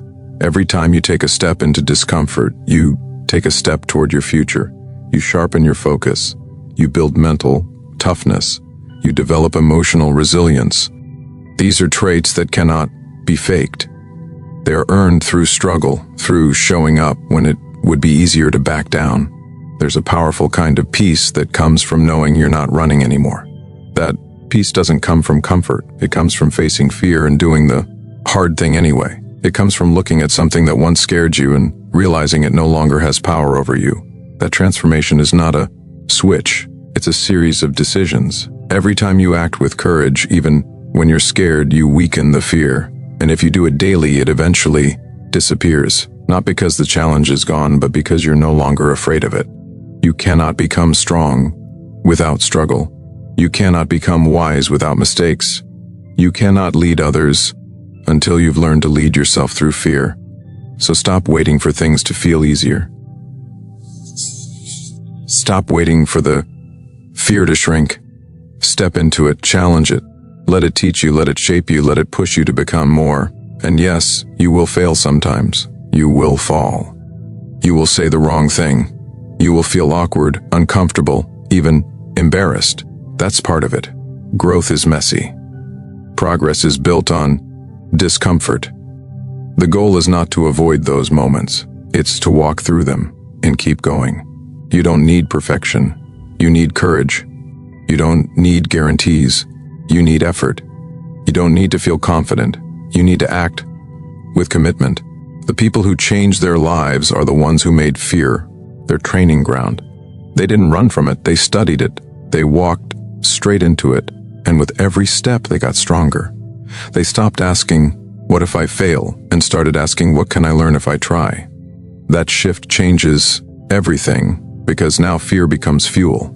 It becomes direction. It becomes the signpost that shows you where the next level of your life begins. You have to ask yourself, how long are you willing to stay stuck in the same place, just to avoid feeling uncomfortable? How many opportunities have you missed because fear told you to sit still? How many times have you let someone else's opinion keep you from speaking your truth? At some point, you have to decide that enough is enough, that staying small hurts more than trying and failing, that the pain of staying the same is heavier than the discomfort of growth. You were not born to live cautiously. You were not built to hide from life. There is strength inside you that you haven't even accessed yet, not because it's missing, but because it's waiting for you on the other side of action. Every uncomfortable step you take becomes proof that you're becoming someone new, and that proof builds belief, and belief drives everything. Start today. Choose something small that scares you and do it. Speak the truth you've been holding back. Take the action you've been avoiding. Say yes to the thing you keep telling yourself you're not ready for. Face the moment. Step into the challenge and do it again tomorrow.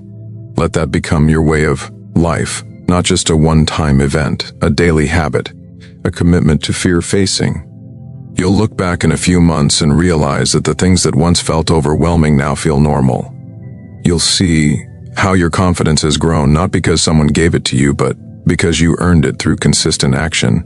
You'll see how your courage has evolved, not through ease, but through effort. That's the kind of growth that lasts. That's the kind of power that can't be taken away. So stop running, stop hesitating, stop doubting. Fear will always be there. But it doesn't have to own you. It doesn't get to decide your life. You do. And if you want to live with strength, clarity, and purpose, then make fear your signal, not your master. Let it show you where you need to grow. Let it guide you toward your next step. And then take that step, no matter how small, no matter how shaky. Take it again and again until the fear breaks and your life expands beyond anything you thought possible. Lesson 12. Speak less, listen more, and understand people deeper. If you want to connect with people, grow strong relationships, and lead with clarity, you need to speak less and listen more. It's one of the most powerful decisions you can make, not just for your communication, but for your personal growth. Most people talk too much. They interrupt. They respond before they understand. They speak to be heard, not to connect. But those who learn to listen not just with their ears, but with their full attention gain a deep advantage in life. Listening opens doors. It builds trust. It reveals what others are really saying beneath the words. It helps you see people, not just hear them. When you slow down and give someone your full attention, you're not just being polite. You're being present. You're creating space for understanding. You're telling that person, you matter enough for me to pause my world and enter yours. That act builds influence without needing to raise your voice. It earns respect without demanding it. People don't remember most of what you say, but they always remember how you made them feel. And when you truly listen, people feel seen. There is a difference between hearing and listening. Hearing is passive. It requires no effort. But listening is active. It takes patience. It demands focus. It means being willing to let go of your desire to speak just so you can absorb what the other person is trying to express. And sometimes what they're saying isn't in their words. It's in their tone, their eyes, their hesitation, their silence. If you're too busy waiting for your turn to talk, you'll miss all of that. You'll miss the meaning behind the message. You'll walk away with surface-level understanding and wonder why your connections feel shallow. People open up to those who don't rush to fix, respond, or dominate the conversation. They open up to those who allow silence, to those who stay curious, to those who genuinely want to understand, not just reply. That kind of listening is rare, and that's why it's valuable. It requires that you care more about learning something than proving something. It requires that you hold your ego back long enough to make space for someone else's truth. It's not about being silent. It's about being intentional. You learn more by listening than by speaking. You grow faster, you become sharper, you avoid mistakes. You learn how people think, how they feel, what they need. You pick up on details that others miss. And in every area of life, from leadership to business to relationships, those details matter. They make you more effective. They give you insight. They help you see what's really going on when others only see the surface. Speaking too quickly, too often, or too loud can weaken your presence. The more you talk without listening, the more noise you create, and noise pushes people away. But quiet confidence draws people in. A calm presence, a thoughtful pause, a few well-placed words after deep listening. That's what earns respect. That's what gives your words weight. When you speak less, the words you do speak carry more power. They land deeper. They come from clarity, not reaction. In a world filled with distraction and noise, focused, listening becomes a superpower. It sets you apart. It creates deeper human connection. It helps you understand people in ways that data never could. You learn not just what people say, but why they say it. You start to notice patterns. You start to pick up on fears, hopes, insecurities, and dreams. You begin to build emotional intelligence, not through study, but through presence. Listening also changes your thinking. When you listen deeply, you stop assuming. You stop reacting based on surface-level impressions. You learn how to ask better questions. You realize how often people say things they don't mean, or mean things they don't say. You become more aware of nuance. You stop thinking in black and white. That kind of growth expands your influence not just with others, but within yourself. Too many people lose opportunities, relationships, and respect simply because they don't listen.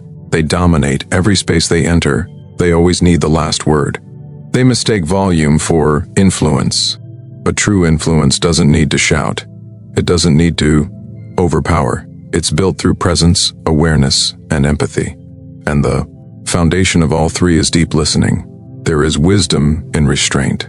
When you speak less, you give others a chance to reveal more. You let them show you who they are. You let them speak through their experience, not just your assumptions. And in that space, trust grows, understanding grows, and your own wisdom deepens because every person you meet knows something you don't. Every story carries a lesson you haven't heard yet. And if you're too busy speaking, you'll miss it all. Listen not just to respond, but to understand. Listen even when you disagree, especially when you disagree. That's how you learn to think outside your own perspective. That's how you become someone who leads with empathy, not just logic. Because not everyone needs advice. Not everyone is asking for a solution. Sometimes they just need to feel understood. And the moment they do, something powerful happens. Resistance lowers, trust rises, and connection begins. When you listen more, you also gain clarity with yourself. You become more aware of your own thoughts, habits, and emotional triggers. You begin to observe instead of react. You start to understand your own patterns, and with that self-awareness, you make better decisions. You stop talking your way into stress. You stop arguing over things that don't matter. You learn the value of silence, the strength of patience, the power of timing. You also protect your energy. Speaking drains energy. Listening preserves it. When you always feel the need to talk, to convince, to impress, you exhaust yourself. But when you listen, you learn, you recharge, you gather insight before action. And when you do speak, you do it from a place of strength, not emptiness. Listening isn't about being quiet all the time. It's about knowing when to be quiet and why. It's about choosing silence because it serves the moment. It's about creating space so others can step in. It's about holding your words until they serve a purpose. That kind of intentional silence is not a weakness, it's wisdom. Learn to read between the lines. Learn to hear what's not being said. Listen not just with your ears, but with your eyes, your heart, and your intuition. People are always communicating, even in silence, but you'll only catch it if you're present enough to notice. And that level of awareness comes through practice, daily disciplined, focused listening. Don't rush to speak just to fill the space. Let the silence breathe. Let the conversation unfold. Let the person finish. Then respond with care. Respond from clarity, not emotion. That kind of communication builds respect. It strengthens relationships. It reduces conflict. It creates space for truth. The more you listen, the more you grow. And the more you grow, the less you need to prove. You don't feel the urge to dominate every discussion. You don't need to win every debate. You start speaking with intention instead of impulse. And that shift makes you more powerful. Not because you say more, but because you say what matters. Practice it daily. In conversations, pause before replying. In conflict, listen without preparing your defense. In meetings, hear the full message before adding your input. At home, listen with empathy, not judgment. In your friendships, let people speak freely without feeling corrected. This is not weakness. This is growth. This is maturity. This is strength. Let go of the need to impress. Let go of the urge to be the loudest. Let go of the habit of speaking before understanding. Replace it with curiosity, with patience, with genuine interest in others. When you understand people deeper, you stop judging them by surface-level behavior. You start seeing the story behind the action. You become a better partner, leader, friend, and human. Speaking less and listening more is not about silence. It's about substance. It's about choosing connection over control. It's about valuing truth over opinion. It's about growing deeper roots in a world obsessed with noise. And if you can master that, you'll build something rare, relationships that last, respect that grows, and wisdom that multiplies with time. All because you chose to stop talking long enough to understand. Lesson 13. Develop powerful habits by repeating positive actions daily. If you want to take control of your life, you need to take control of your habits. Not once in a while, not when it's convenient. Every single day, the quality of your life always reflects the quality of your habits. And your habits are not just actions. They're decisions you make without thinking. That means if you're not building the right ones, you're building the wrong ones by default. And those small daily decisions are either building your future or quietly destroying it. If you want to get better, if you want to become stronger, if you want to make progress that actually lasts, you must repeat the right actions again and again until they become part of who you are. Strongest people you see aren't relying on motivation to push them forward. They're relying on structure, on repetition, on habits that work, even when they're tired, even when life gets hard, even when the mood is gone. That's what separates discipline from wishful thinking. Positive habits are not exciting. They're not loud. They're not flashy, but they're powerful because they don't disappear when life gets messy. They stay. They carry you. They build momentum. And that momentum compounds every single day you choose to stay consistent. You don't have to change everything overnight.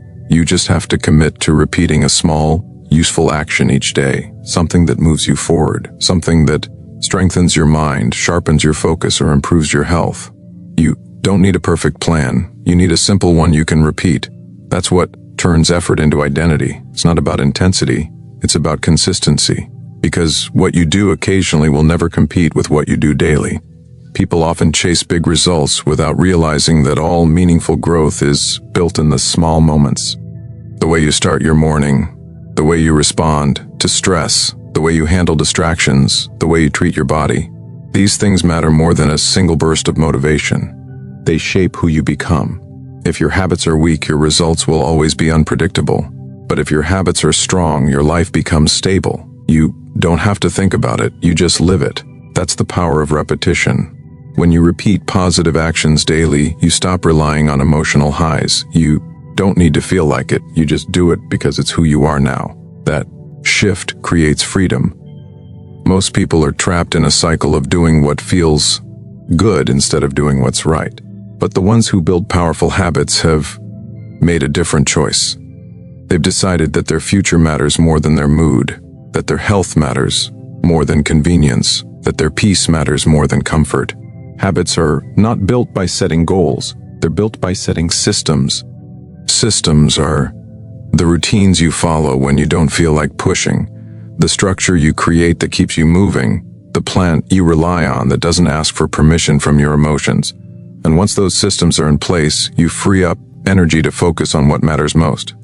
You stop wasting time trying to get motivated, and you start using that time to build something meaningful.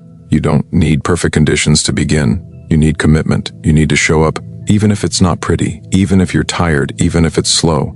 Every time you repeat a positive action, you make it easier to do it again tomorrow. And if you do it again tomorrow, it becomes part of your routine. If you keep doing it, it becomes who you are. Not something you try, but something you live. Repetition builds identity. Every time you follow through, you send a message to yourself. I am someone who follows through. Every time you complete the habit, you prove to yourself that you're capable. And the more proof you collect, the more confident you become. You don't have to convince yourself that you're disciplined. You have the evidence. You don't have to wonder if you're improving. You can see the results, and all of that comes from doing the small things well again and again. There's no shortcut to powerful habits. You can't fake consistency. You either show up or you don't. But the good news is you don't have to be perfect. You just have to be honest. If you miss a day, get back on track. Don't lie to yourself. Don't make excuses. Don't pretend it doesn't matter. Own it. Adjust. Return to your routine.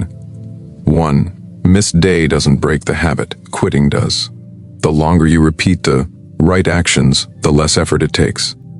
Your brain starts to automate the behavior you don't have to think about. Brushing your teeth, you just do it. You don't need to argue with yourself about showing up. You're already moving. That's the magic of habit. It turns hard decisions into automatic behavior. It removes friction. It saves energy. It creates room for growth.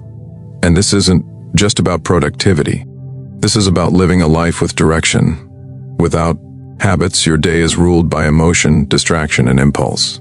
You'll waste hours on things that don't matter. You'll drift instead of decide. You'll react instead of build. But with habits, your life gets structure. You become intentional. You start directing your energy instead of leaking it everywhere. That difference creates results. When you develop powerful habits, you start to believe in yourself again. Not because you've achieved everything, but because you know you're showing up. You know you're doing your part. And that belief builds strength. You feel calmer. You feel focused. You feel aligned. Because you're not living in chaos anymore. You're not making the same mistakes on repeat. You're building a foundation. You must choose your habits carefully. Everything you repeat becomes part of you. If you repeat complaining, it becomes your identity. If you repeat procrastination, it becomes your pattern. If you repeat discipline, it becomes your power. What you allow becomes your standard, and your standard shapes your results. Don't let weak habits shape a strong life. Build better patterns. Start now. Keep going. Even when it's hard, choose habits that support your vision. Choose habits that sharpen your mind, protect your body, strengthen your relationships, and expand your thinking. Write your goals and match your habits to those goals. Ask yourself, what does the version of me I want to become do every day?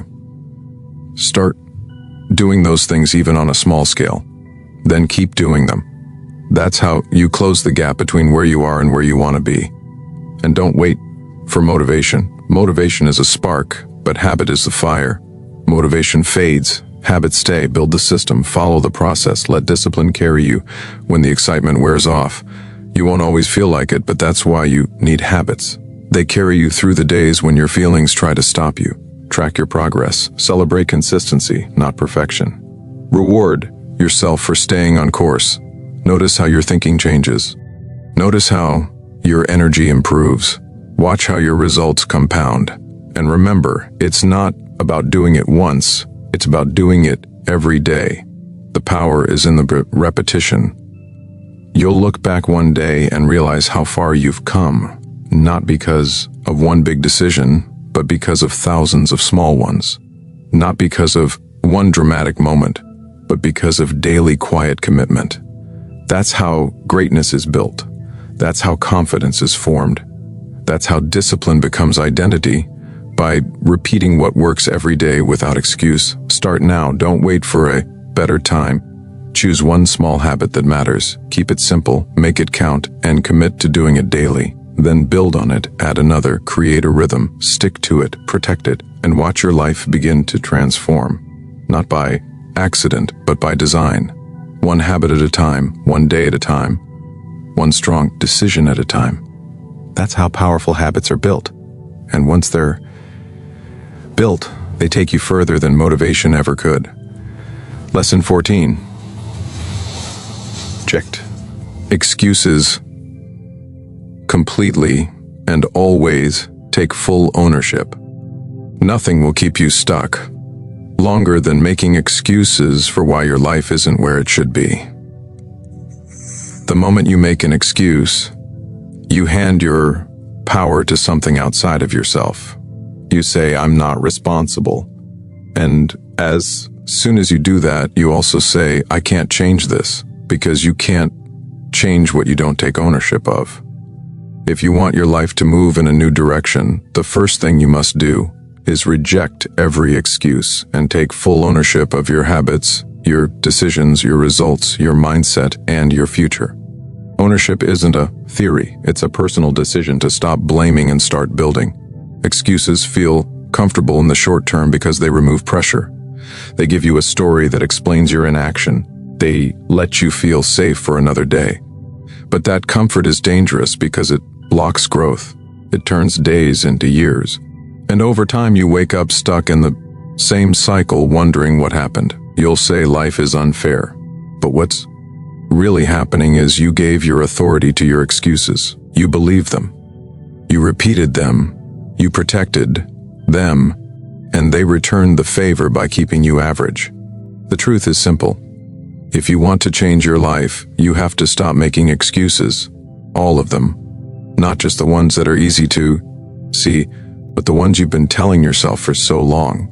You've started calling them facts. Things like, I don't have time. It's not the right moment. People like me don't succeed. It's too late for me. None of those are facts. They're choices. You can find time. You can create your moment. You can rise above your story. But only if you stop defending the lie and start standing up for your potential. People waste years waiting for better circumstances, but life is never going to line up perfectly. Things will always be messy. You'll always be busy.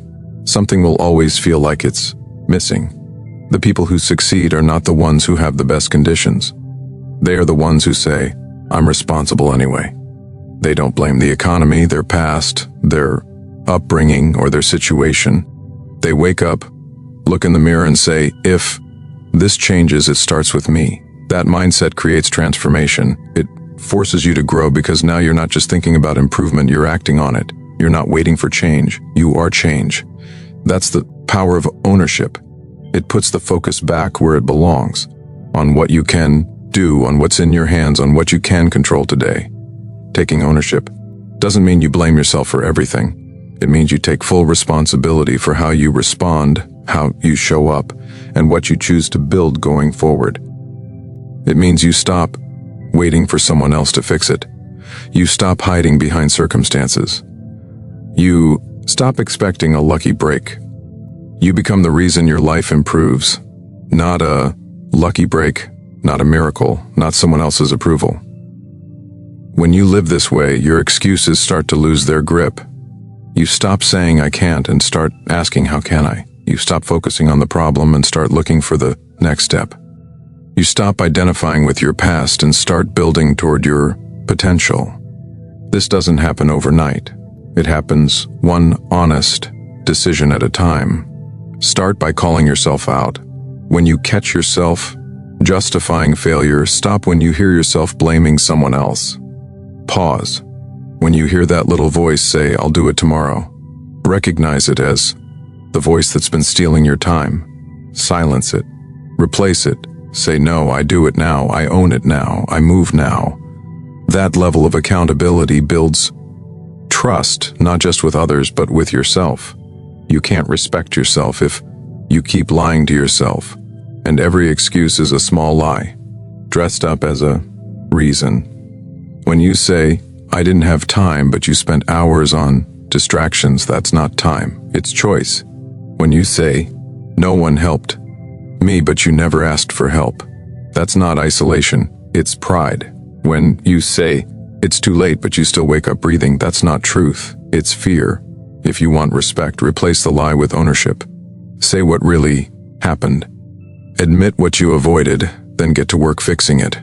That's where real strength is built. Not in comfort, not in blame, in brutal honesty. When you say, I haven't done what I said I'd do, but I'm changing that right now. That's strength. That's maturity. That's the mindset of a builder, a finisher, a leader. You don't need to explain yourself to the world. You need to prove yourself through your actions. And that begins when you stop making space for excuses. Ownership means showing up when you're tired, following through when it's not convenient, saying no to distractions, even when they're tempting, facing failure and using it as feedback, adjusting when your plan doesn't work, staying disciplined when no one's watching, and not once blaming the world for what you chose not to do. You want progress. This is the path. It's not loud, it's not flashy, but it works every time. When you take full ownership, you become immune to victim thinking. You stop asking, why is this happening to me?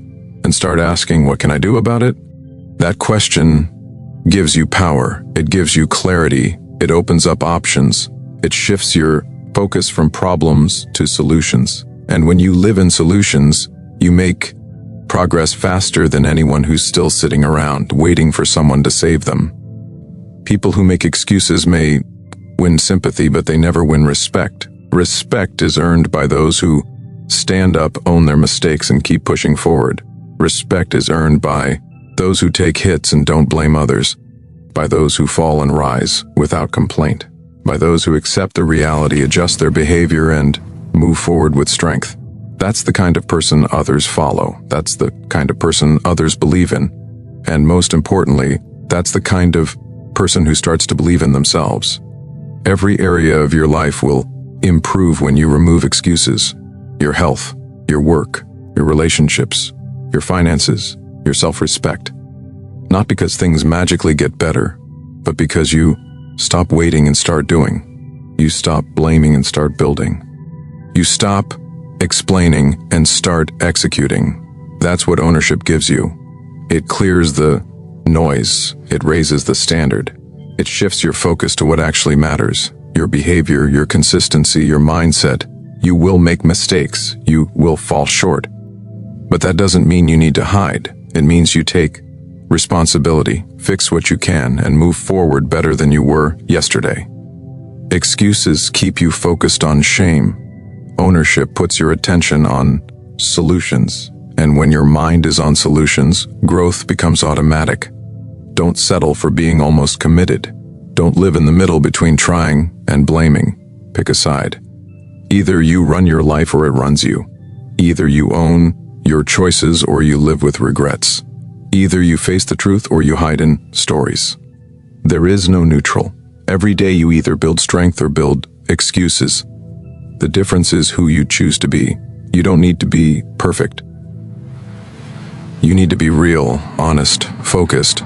You need to stop pointing fingers and start asking yourself what you can improve. Not later, not next week.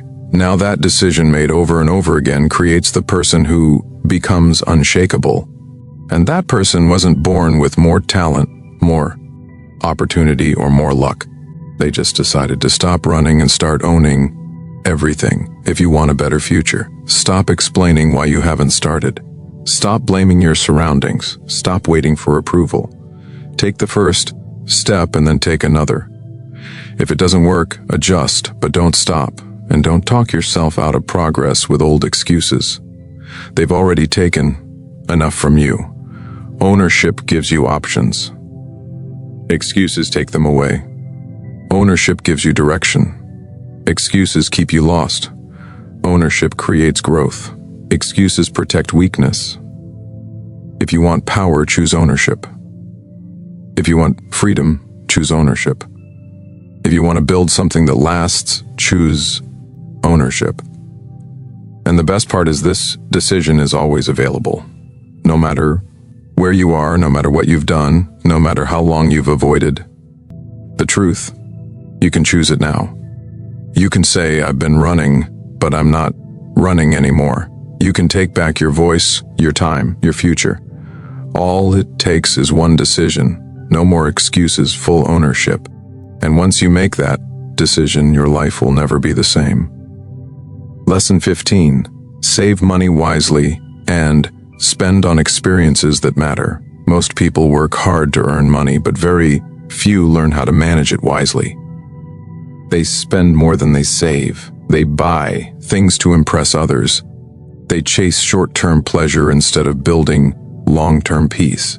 If you want to live a meaningful and secure life, you must learn to save your money with intention and spend it on experiences that truly matter, not on trends, not on impulse, not on what looks good on the outside, but feels empty on the inside. The way you handle your money reveals how you see your future. If you spend carelessly, you are not thinking beyond today. But if you save wisely, you are choosing to protect your future self from struggle and regret. Saving money is not about being stingy. It's about being smart. It's about learning the difference between value and noise. Not everything that's available deserves your money. Not everything advertised will improve your life. Just because you can buy it doesn't mean you should. People fall into financial traps every day by chasing convenience, status, or comfort. But those things fade. What stays are the habits you build. And your financial habits either work for you or against you every single day. When you save consistently, even small amounts, you create freedom. Freedom from panic when emergencies hit. Freedom from debt. Freedom from depending on others. Freedom from living paycheck to paycheck. It's not about how much you earn, it's about how you manage what you keep. You can earn 6 figures and still be broke if your spending has no discipline. And you can earn modestly and build wealth if your saving is intentional. Start by being brutally honest about where your money goes. Every dollar you spend is a vote for the kind of life you're building. If most of your money goes to things that bring no growth, no peace, no meaning, you're silently saying yes to a future filled with stress and emptiness. Saving is a signal to yourself that you care about tomorrow. It's a way of saying, I'm not living recklessly anymore. I'm planning. I'm preparing. I'm choosing security over impulse. But don't just save blindly. Save with purpose. Save with goals. Save because you have a vision for your life that requires resources, not regrets. Whether it's a home, a business, a trip that opens your mind, an investment that builds passive income, whatever it is, your money needs to be directed by your values. Without direction, your money gets wasted. Without purpose, you'll keep spending to fill emotional gaps instead of using your money to grow. People often think experiences have to be expensive to be meaningful. That's not true. The most valuable experiences are not always the ones with the highest price tags. They're the ones that leave you changed, the ones that create memories, the ones that teach you something real.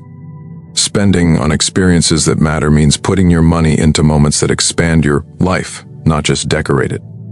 A concert with someone you love, a class that improves your skills, a solo trip that clears your mind, a retreat that resets your focus, a dinner that deepens a relationship.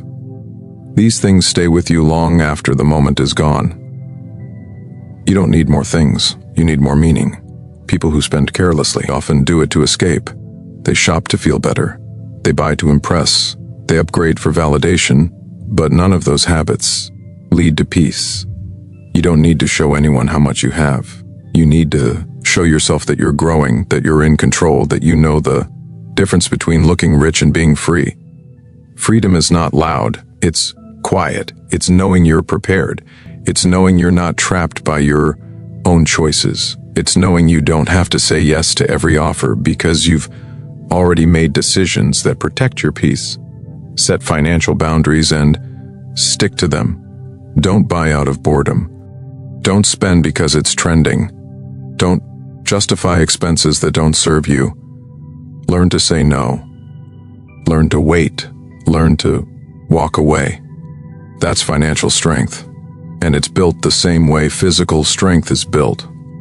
Through discipline, through small decisions repeated daily, through clarity about what matters most.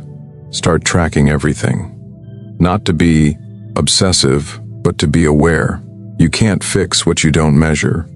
Most people think they're not bad with money until they look closely. But when you see where every dollar goes, you'll start making better choices. You'll stop spending without thinking. You'll stop making excuses. You'll start asking yourself, does this move me closer to the life I want or further away? That question alone can change your financial future. Build the habit of saving automatically.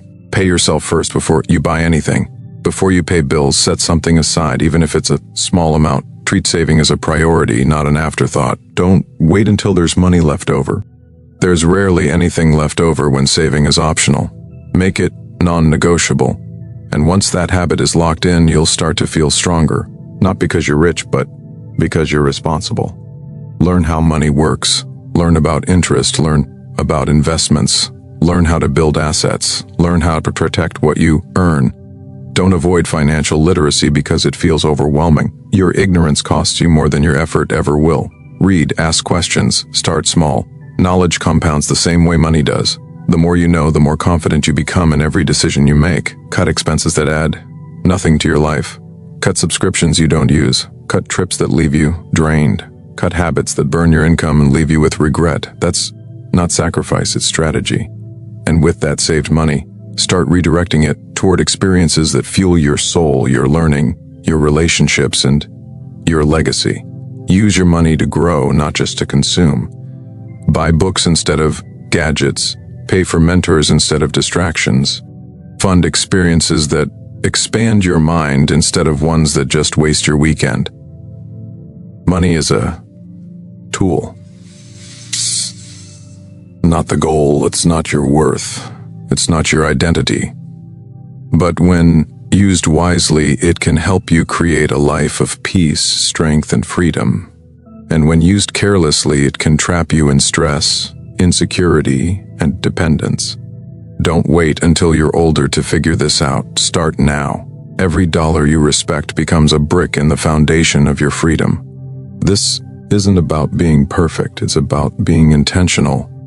You will make mistakes. You will spend on the wrong things sometimes. That's part of the learning. But the key is to reflect, adjust, and keep moving forward with more clarity than you had before. The goal isn't to hoard, it's to use your money in a way that serves your life, not distracts from it. Be generous, but be wise. Give to others, but don't forget to give to your future. Enjoy life, but don't build a life that only feels good today and falls apart tomorrow. Learn to live below your means so you can live above stress. Learn to save with intention so you can spend with meaning. Learn to delay temporary pleasures for permanent peace. You don't need to wait for more money to start practicing wisdom. You can start today. Save a little, spend less on things, choose experiences that feed your mind and heart. Create a lifestyle that reflects purpose, not pressure. That's what financial peace looks like, not having everything, but knowing what to do with what you have. And remember, your peace is not for sale. Your future is not a game. Your money is not just currency. It's a reflection of your discipline, your focus, and your vision. Protect it, use it with care, and spend it where it counts, on growth, on healing, on wisdom, on real moments, because those are the only things that stay.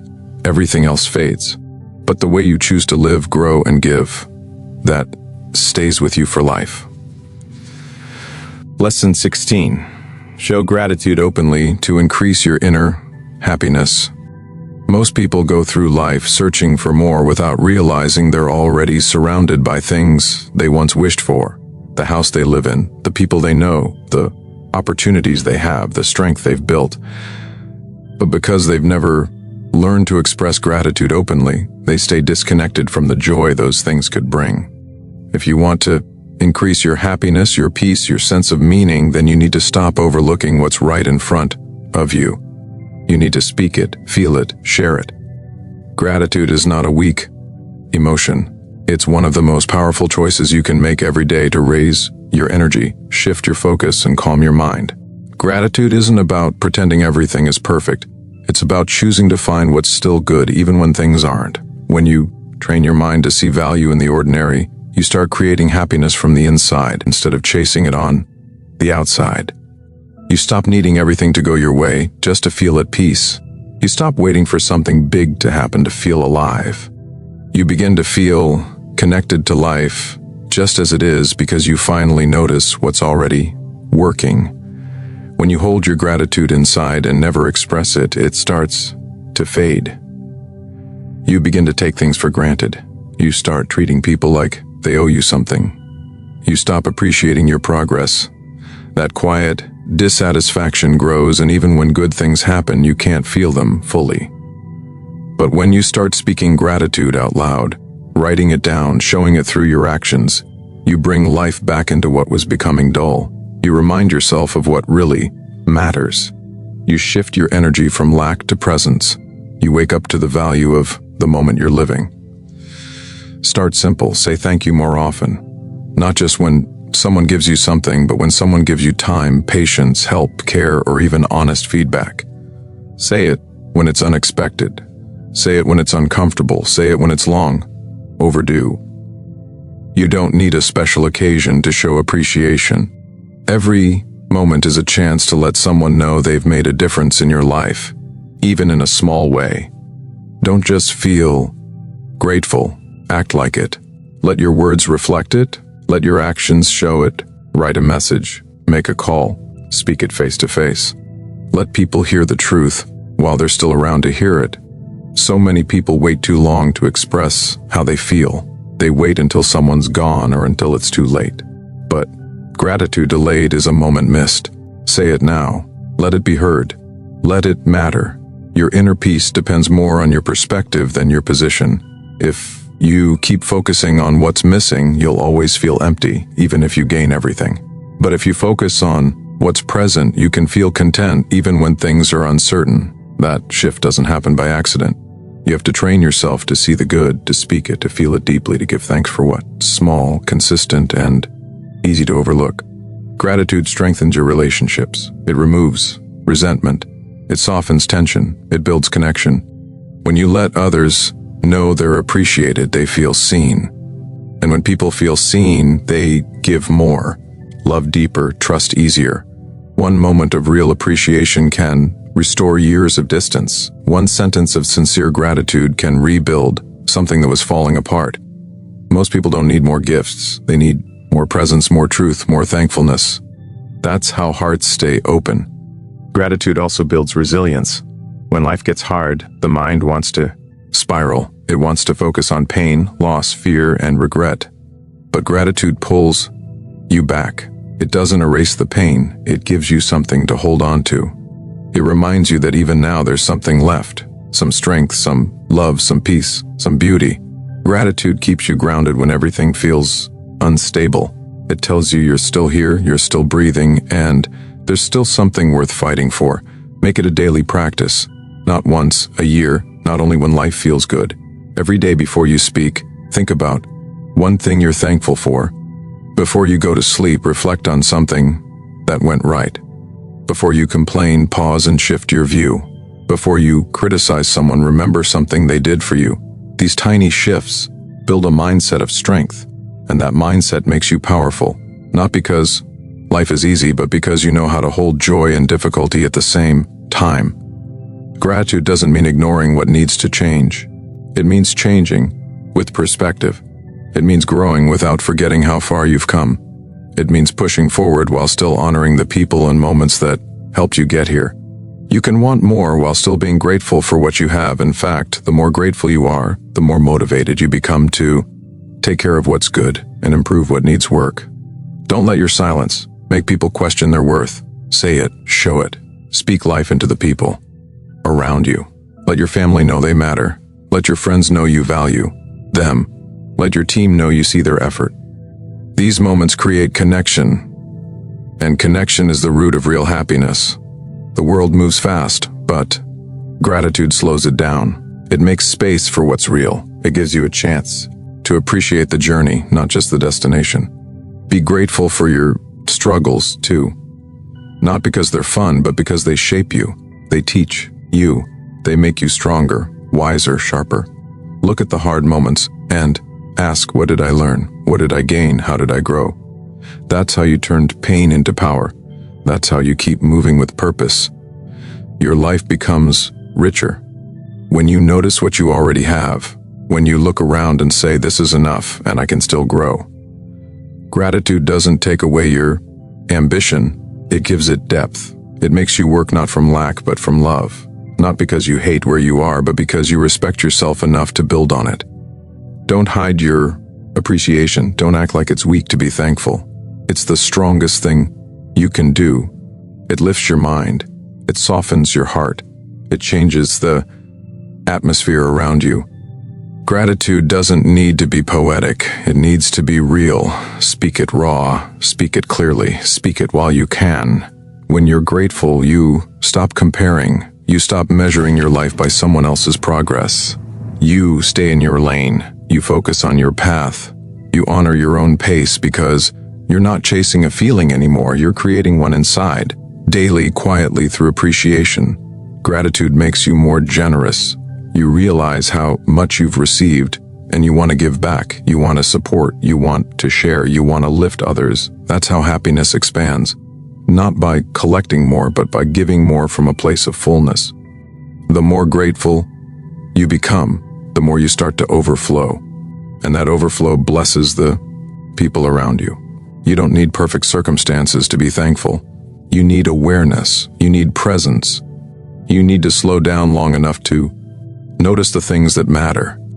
The people who stayed, the progress you made, the strength you've built, the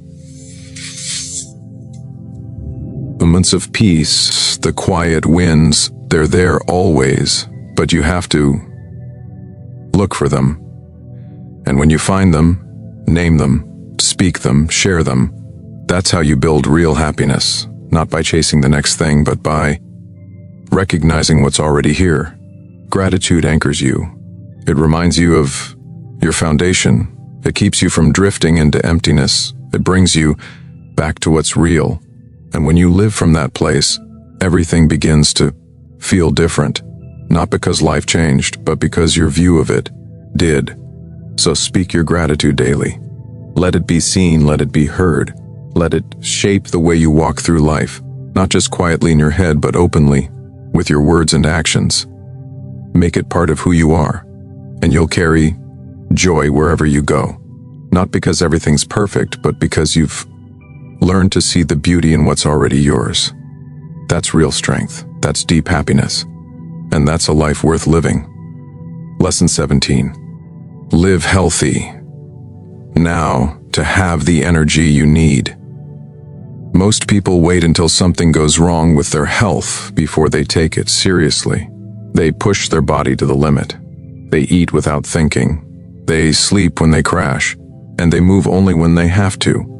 And then when their energy is gone, when their mind is tired, when their body starts sending warning signs, they wish they had done it differently.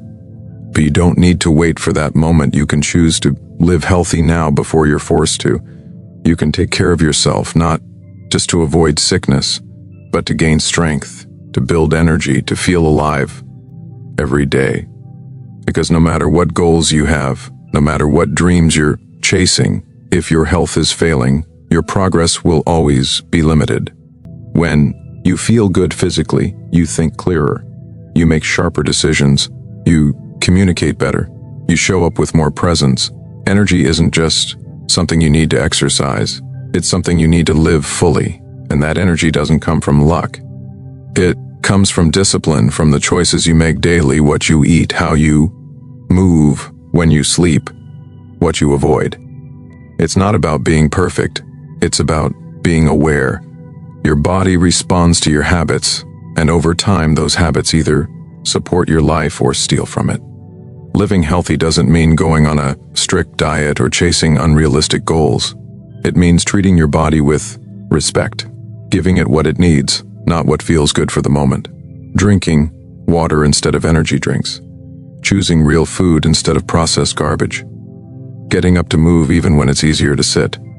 Saying no to what harms you and yes to what keeps you strong. These choices matter not just because they change your appearance, but because they sharpen your mind and increase your capacity. When your energy is low, your patience runs short, your focus slips, your motivation drops. You feel irritated.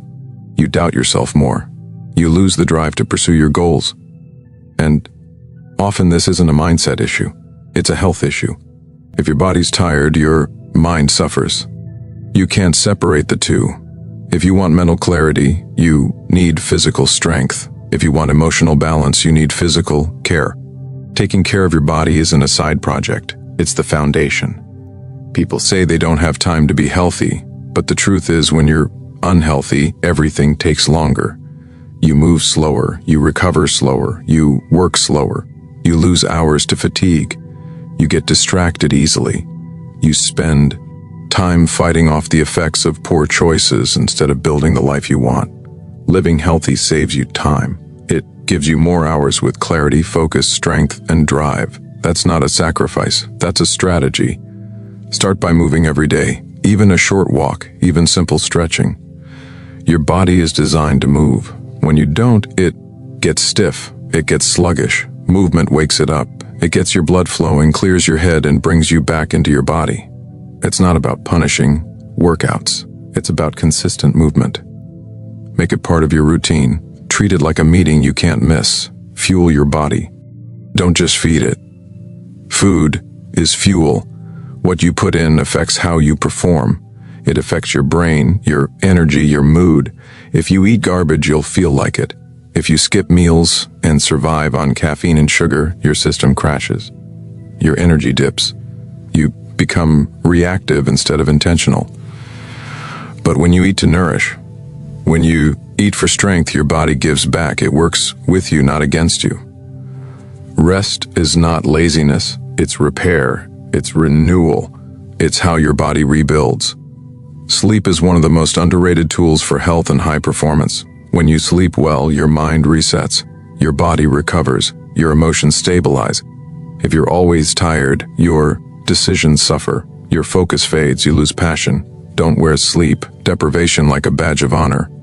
You don't get extra credit for burnout. You get results from showing up rested, ready, and sharp. Watch what you consume, not just food, but information. Your mental health is tied to your physical health. If you're constantly feeding your brain with negativity, drama, or distraction, your nervous system stays on high alert. You feel anxious. You feel drained. Limit what doesn't serve you. Choose what brings you calm, clarity, and motivation.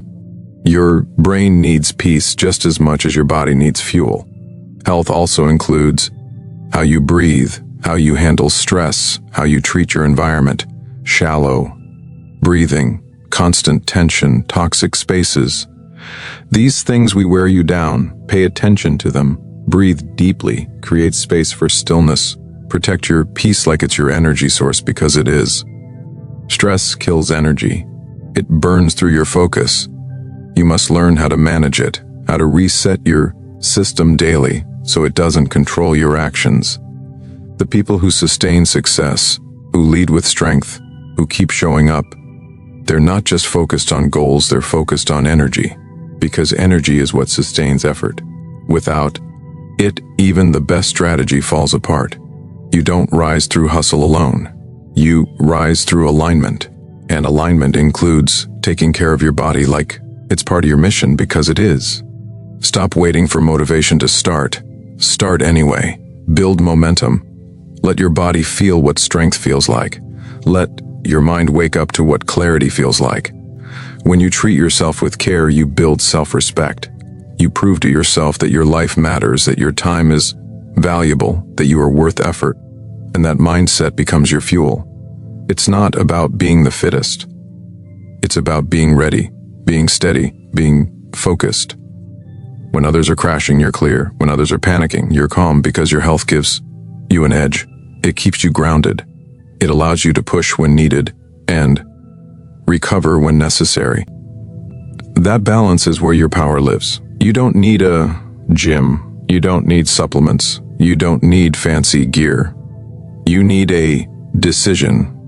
You need to start where you are with what you have right now. Walk, breathe, drink water, eat with intention, sleep with purpose, move your body, protect your peace.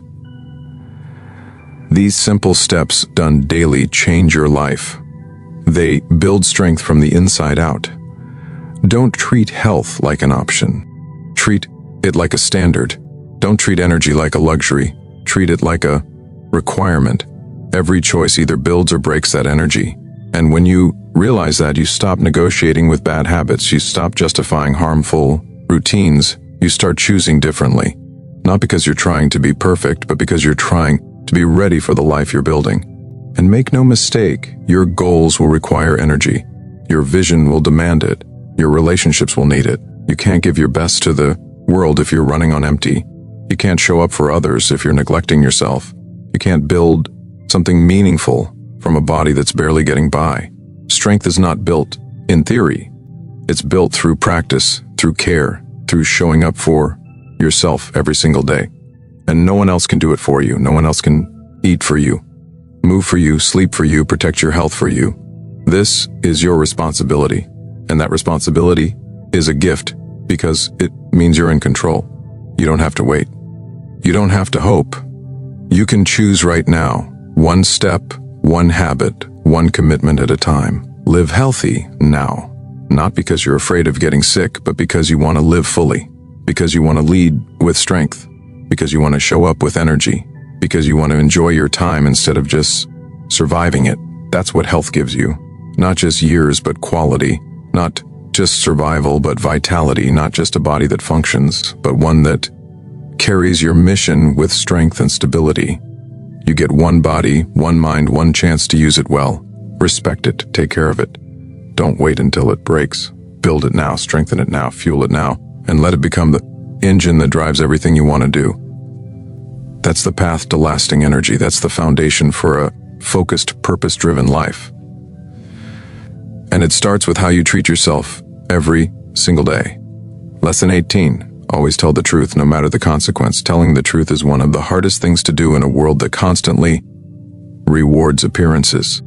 People lie every day, not always with bad intentions, but because they're afraid of being judged, afraid of losing respect, afraid of causing conflict, afraid of facing consequences.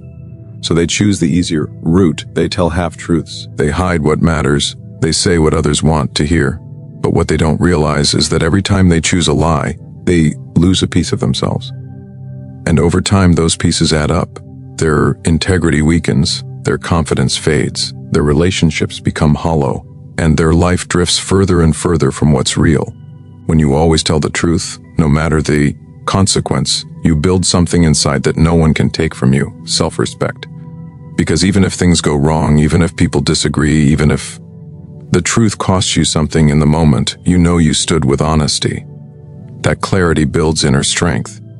It gives you peace when others live in chaos. It gives you direction when others are lost in confusion. It helps you sleep at night, knowing you didn't betray yourself to please someone else. Telling the truth doesn't mean being cruel. It means being clear. It means refusing to fake, pretend, or manipulate.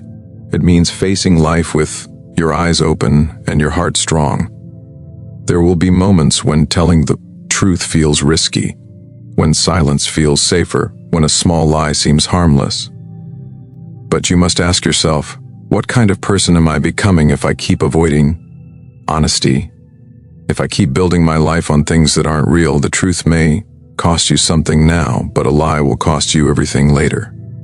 People say they want the truth, but most can't handle it. That's why so many avoid saying it. But your job is not to protect people with lies. Your job is to be honest with yourself and with others. If the truth hurts, let it hurt. Because sometimes pain is the only way growth begins.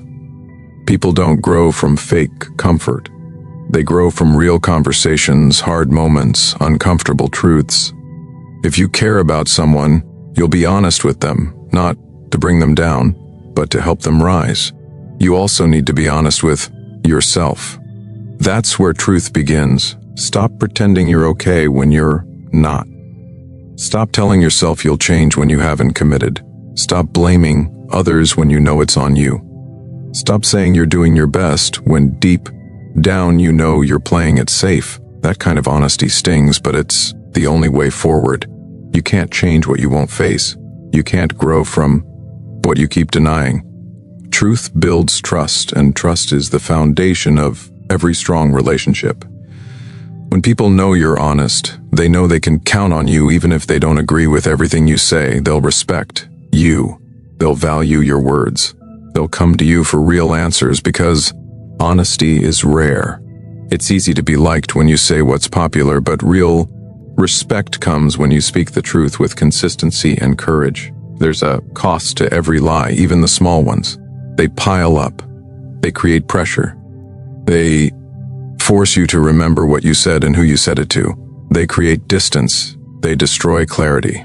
And the worst part is they always come out, maybe not today, maybe not tomorrow. But the truth always finds its way to the surface, and when it does, the damage is often worse than what would have happened if you just told the truth from the beginning.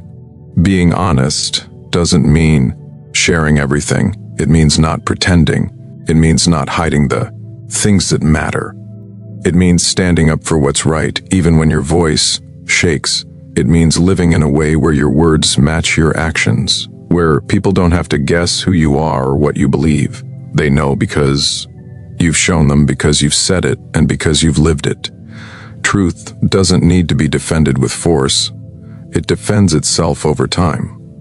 When people lie, they have to constantly cover their tracks. They have to hide, pretend, edit. But when you live with honesty, you're free. You're not always looking over your shoulder. You're not wasting energy on maintaining a false image. You're focused on what matters, on growth, on progress, on living with purpose. Even if the truth costs you relationships, jobs, or opportunities, it will always reward you with something more important: alignment, peace, self-trust. When you're honest, you can look in the mirror without shame. You can walk into any room without fear of being exposed. You can speak without second-guessing yourself. That kind of confidence doesn't come from being liked. It comes from being true. Don't let fear keep you silent. Don't let comfort keep you fake. Don't let pressure shape your words. Speak truth because it's the only thing that lasts. Lies crumble under pressure. Truth stands. Even when people leave, even when the outcome isn't what you hoped for, the truth will carry you forward with strength, and the right people will stay. The right people will respect it.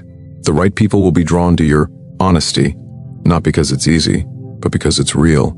In every situation, you have a choice. Stay silent to keep the peace, or speak truth to build something real.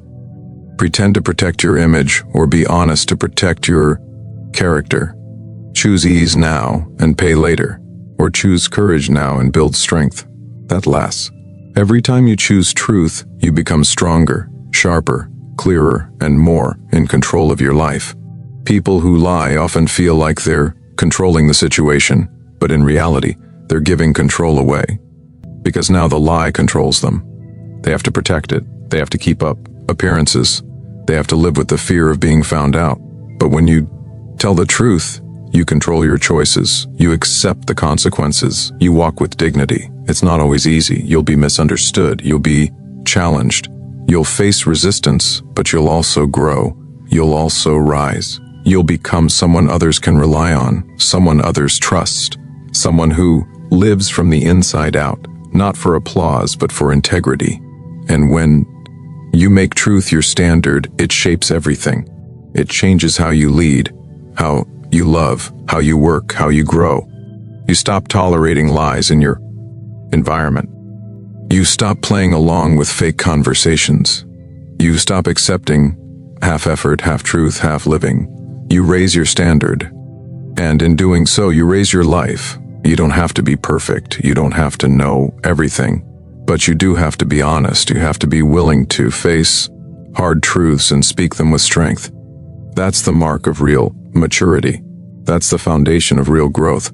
So live with truth. Speak it. Stand by it. Don't water it down. Don't twist it to please people. Don't hide it because it makes others uncomfortable. Let your words reflect your values. Let your truth define your presence, and let your honesty be the reason people trust you, follow you, and grow with you. The world needs more truth, not polished perfection, not fake positivity, real words, real strength, real people who are not afraid to live aligned with what's right, even when it costs them something. Be that person every day in every moment with every choice. Tell the truth no matter the consequence, because your integrity is worth more than comfort, and your future is worth more than any lie. Lesson 19. Forgive others quickly and release yourself from resentment. Forgiveness is not a gift you give to others to excuse their actions. Forgiveness is a decision you make to set yourself free. People hold on to pain for years, replaying moments, conversations, betrayals, and disappointments like a movie that never ends.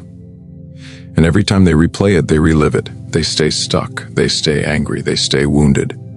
They think holding on protects them, but all it does is poison them slowly. If you want real peace, if you want real clarity, if you want your life to move forward with strength, you have to forgive quickly, fully, and without dragging it out. Not because they deserve it, but because you deserve freedom. Resentment will rob you of energy. It will cloud your focus. It will harden your heart and weaken your spirit. It doesn't just affect your emotions. It affects your health, your sleep, your patience, your perspective. It will follow you into rooms where the person who hurt you isn't even present. You'll find yourself reacting to situations not based on what's happening now, but based on the pain you haven't let go of. That's how powerful unresolved bitterness is, and if you don't release it, it will continue to write the story of your life without your permission. Forgiving quickly doesn't mean what they did was right. It doesn't mean it didn't matter. It means you're refusing to let it define your mood, your future, or your worth. It means you've decided that your energy is too valuable to spend on anger. It means you're choosing strength over spite, growth over grudges, peace over punishment.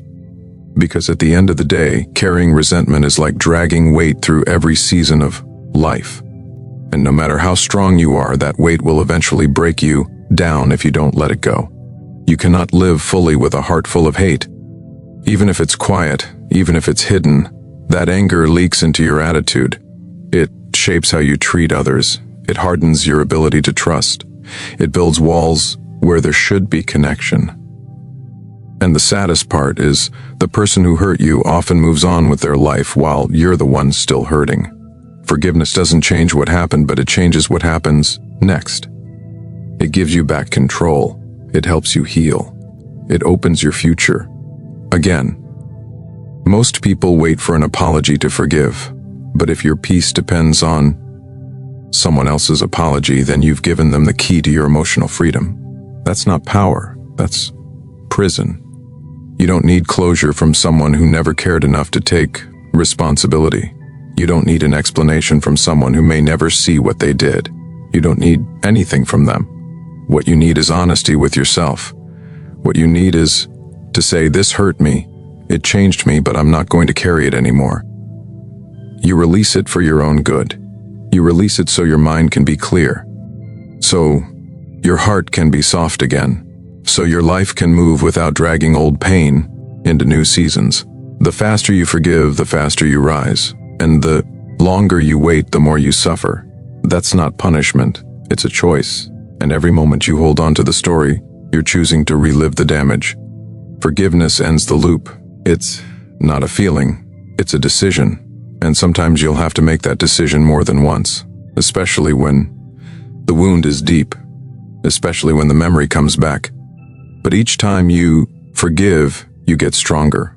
You remind yourself that healing matters more than history, that your future is too important to keep tied to people who didn't value you, that your peace isn't worth trading for pride. Don't confuse forgiveness with reconciliation. You can forgive someone without letting them back into your life. You can release the pain without rebuilding the connection. Some people are not meant to stay. Some doors need to stay closed. But forgiveness lets you close those doors with peace, not bitterness. It helps you walk away, clean, not broken, not bitter, just free. You also have to forgive yourself. The choices you made when you didn't know better, the things you said out of fear, the opportunities you missed, the moments you stayed too long. Stop punishing yourself for who you were. That version of you was doing the best they could with what they knew. Now you know more. Now you see clearer. Use that wisdom to move forward. Not to shame yourself, but to grow. Forgiveness is the foundation of emotional strength. It's not weakness. It doesn't make you soft. It makes you powerful, because anyone can stay angry. That's easy. Anyone can hold a grudge. That takes no skill.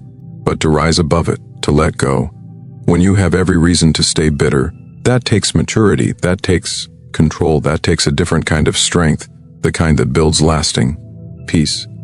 You'll know you've truly forgiven when the memory no longer controls your emotions, when you can remember without the tension, when you can think of them without the need for revenge. That doesn't happen all at once, but it begins with the choice to release. And you can make that choice right now. You can say, I'm done carrying this. I'm done holding this pain like a badge. I'm ready to heal. Speak it, write it, pray it, let it out of your system. Tell yourself the truth, what happened, how it affected you, and then let it go. It may take time, but the decision happens in a moment. And every time you choose to let go, you take a step closer to your full strength. Letting go doesn't mean you lose. It means you win. It means you stop living in a past that cannot be changed. It means you start building a future that reflects your values, not your wounds. It means you show yourself that your joy matters more than your anger, that your freedom matters more than your pride. You weren't meant to carry bitterness. You weren't built for resentment. You were designed to grow, to give, to create, to love. But none of those things thrive in a bitter heart. You cannot move forward if you're still holding on, and you don't have to wait for the perfect moment to let it go. The perfect moment is right now. Look at the people who hurt you and say, you don't control my peace anymore. Look at the situation and say, you don't get to take more from me. Look at yourself and say, I forgive you, and I'm moving forward with grace. Don't let your life be shaped by a moment someone else created. Don't build your future around what they broke. Build it around what you've learned. Build it around the strength you've gained. Build it around the peace you've chosen. That's how you rise. That's how you reclaim your power. So forgive fully, quickly, without needing anything in return. Let your freedom matter more than your pride. Let your healing matter more than your anger. Let your growth matter more than the story. And every time resentment shows up, remind yourself this no longer belongs here. You get to decide how heavy your heart feels. You get to decide how long you carry the pain, and you get to decide when it's time to let it go. Make that decision now. Choose peace. Choose clarity. Choose the life that resentment can never give you, and step into the strength that only forgiveness can create. Lesson 20. Take massive action immediately without waiting for approval. Nothing changes until you take action. And not just slow, safe, small action, but massive action, bold steps, real effort, immediate movement. The kind of action that forces growth, demands attention, and breaks you out of waiting mode. Most people spend their lives stuck in planning, preparing, and waiting for the perfect moment to move. But that moment never comes. Conditions never line up perfectly. The approval they're waiting for never arrives.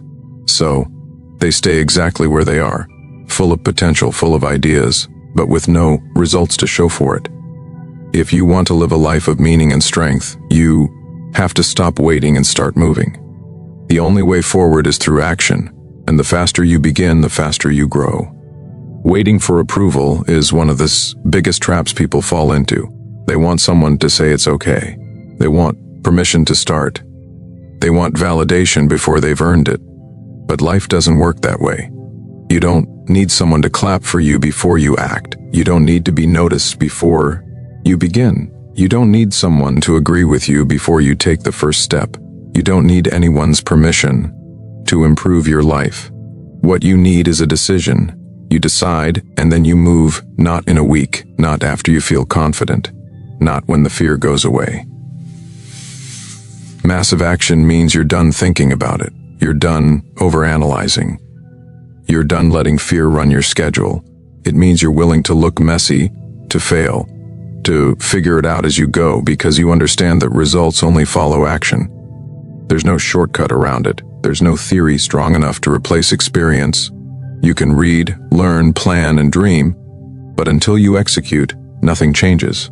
Your life stays the same. Your habits stay the same. Your mindset stays the same because nothing happens without action. Every goal you have is waiting on the other side of action. Not more vision boards. Not more motivation videos. Not more brainstorming sessions. Action, doing the thing, starting the project, showing up to the gym, making the call, having the conversation, writing the page, launching the idea, taking the step you've been putting off, and doing it with urgency. Not recklessness, but urgency, because the longer you wait, the more doubt builds. The longer you hesitate, the more fear grows. The more you delay, the harder it becomes to move. You gain confidence by acting before you feel ready. You gain clarity by doing, not by thinking. You figure out what works by trying, failing, adjusting, and repeating. You don't need a perfect plan. You need consistent, courageous effort. Action is how you build momentum, and momentum is how you change your life. It makes the hard parts easier. It makes the next step clearer. It removes the mental clutter and replaces it with direction. Taking massive action doesn't mean being reckless. It means being decisive. It means saying, I don't have all the answers, but I'm moving anyway. It means trusting your instinct and your vision more than other people's opinions. Because if you keep asking for approval, you'll always find someone who doubts you. You'll always find someone who tells you to wait, to slow down, to play it safe. And if you listen, your life will shrink to fit their fears.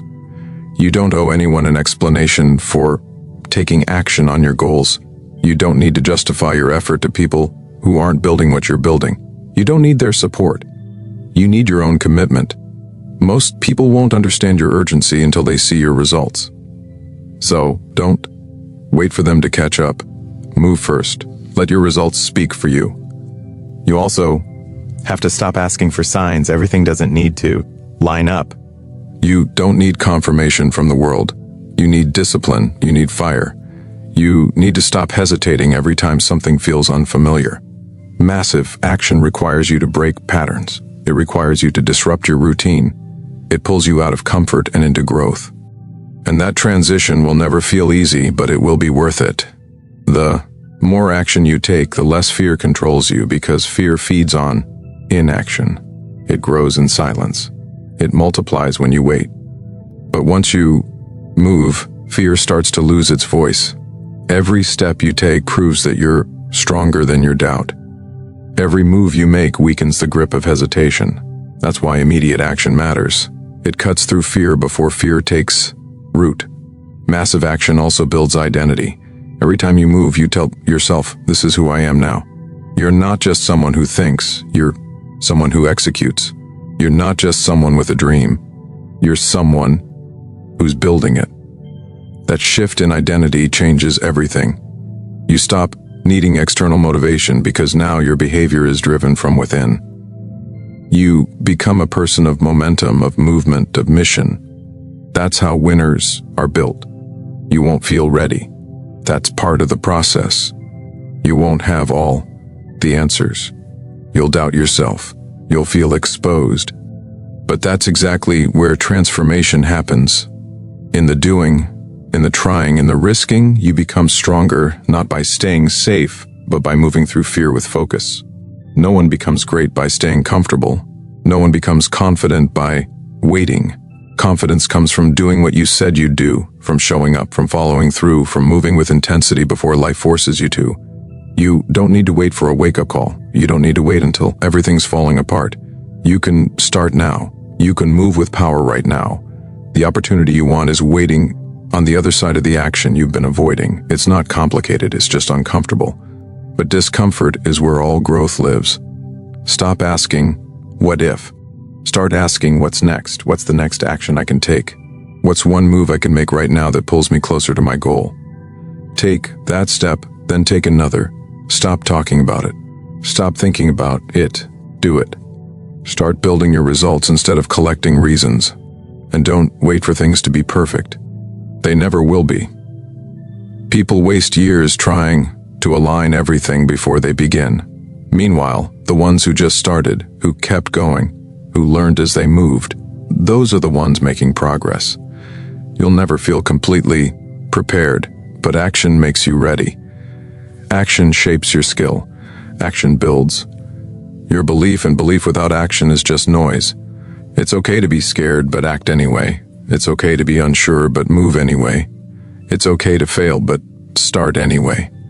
Because every result, every lesson, every breakthrough you want is only found through effort. And the more massive and immediate your action, the faster you'll find it. Not because the path is easy, but because the direction is clear.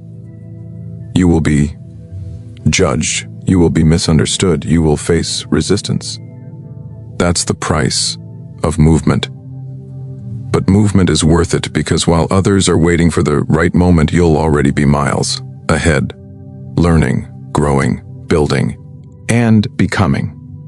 That's the reward of action. Not just the goal, but the growth that comes along the way. So make the decision. No more waiting. No more permission. No more rehearsing the speech in your head. Do it. Apply, call, build, launch, move, and then keep moving fast, consistently, fearlessly. Let your actions speak louder than your words. Let your commitment be louder than your doubt. Let your movement drown out your fear, because this is how you win. Not by talking, not by planning, but by doing every day starting now. Without apology, without approval, just action. Massive, real, unstoppable action.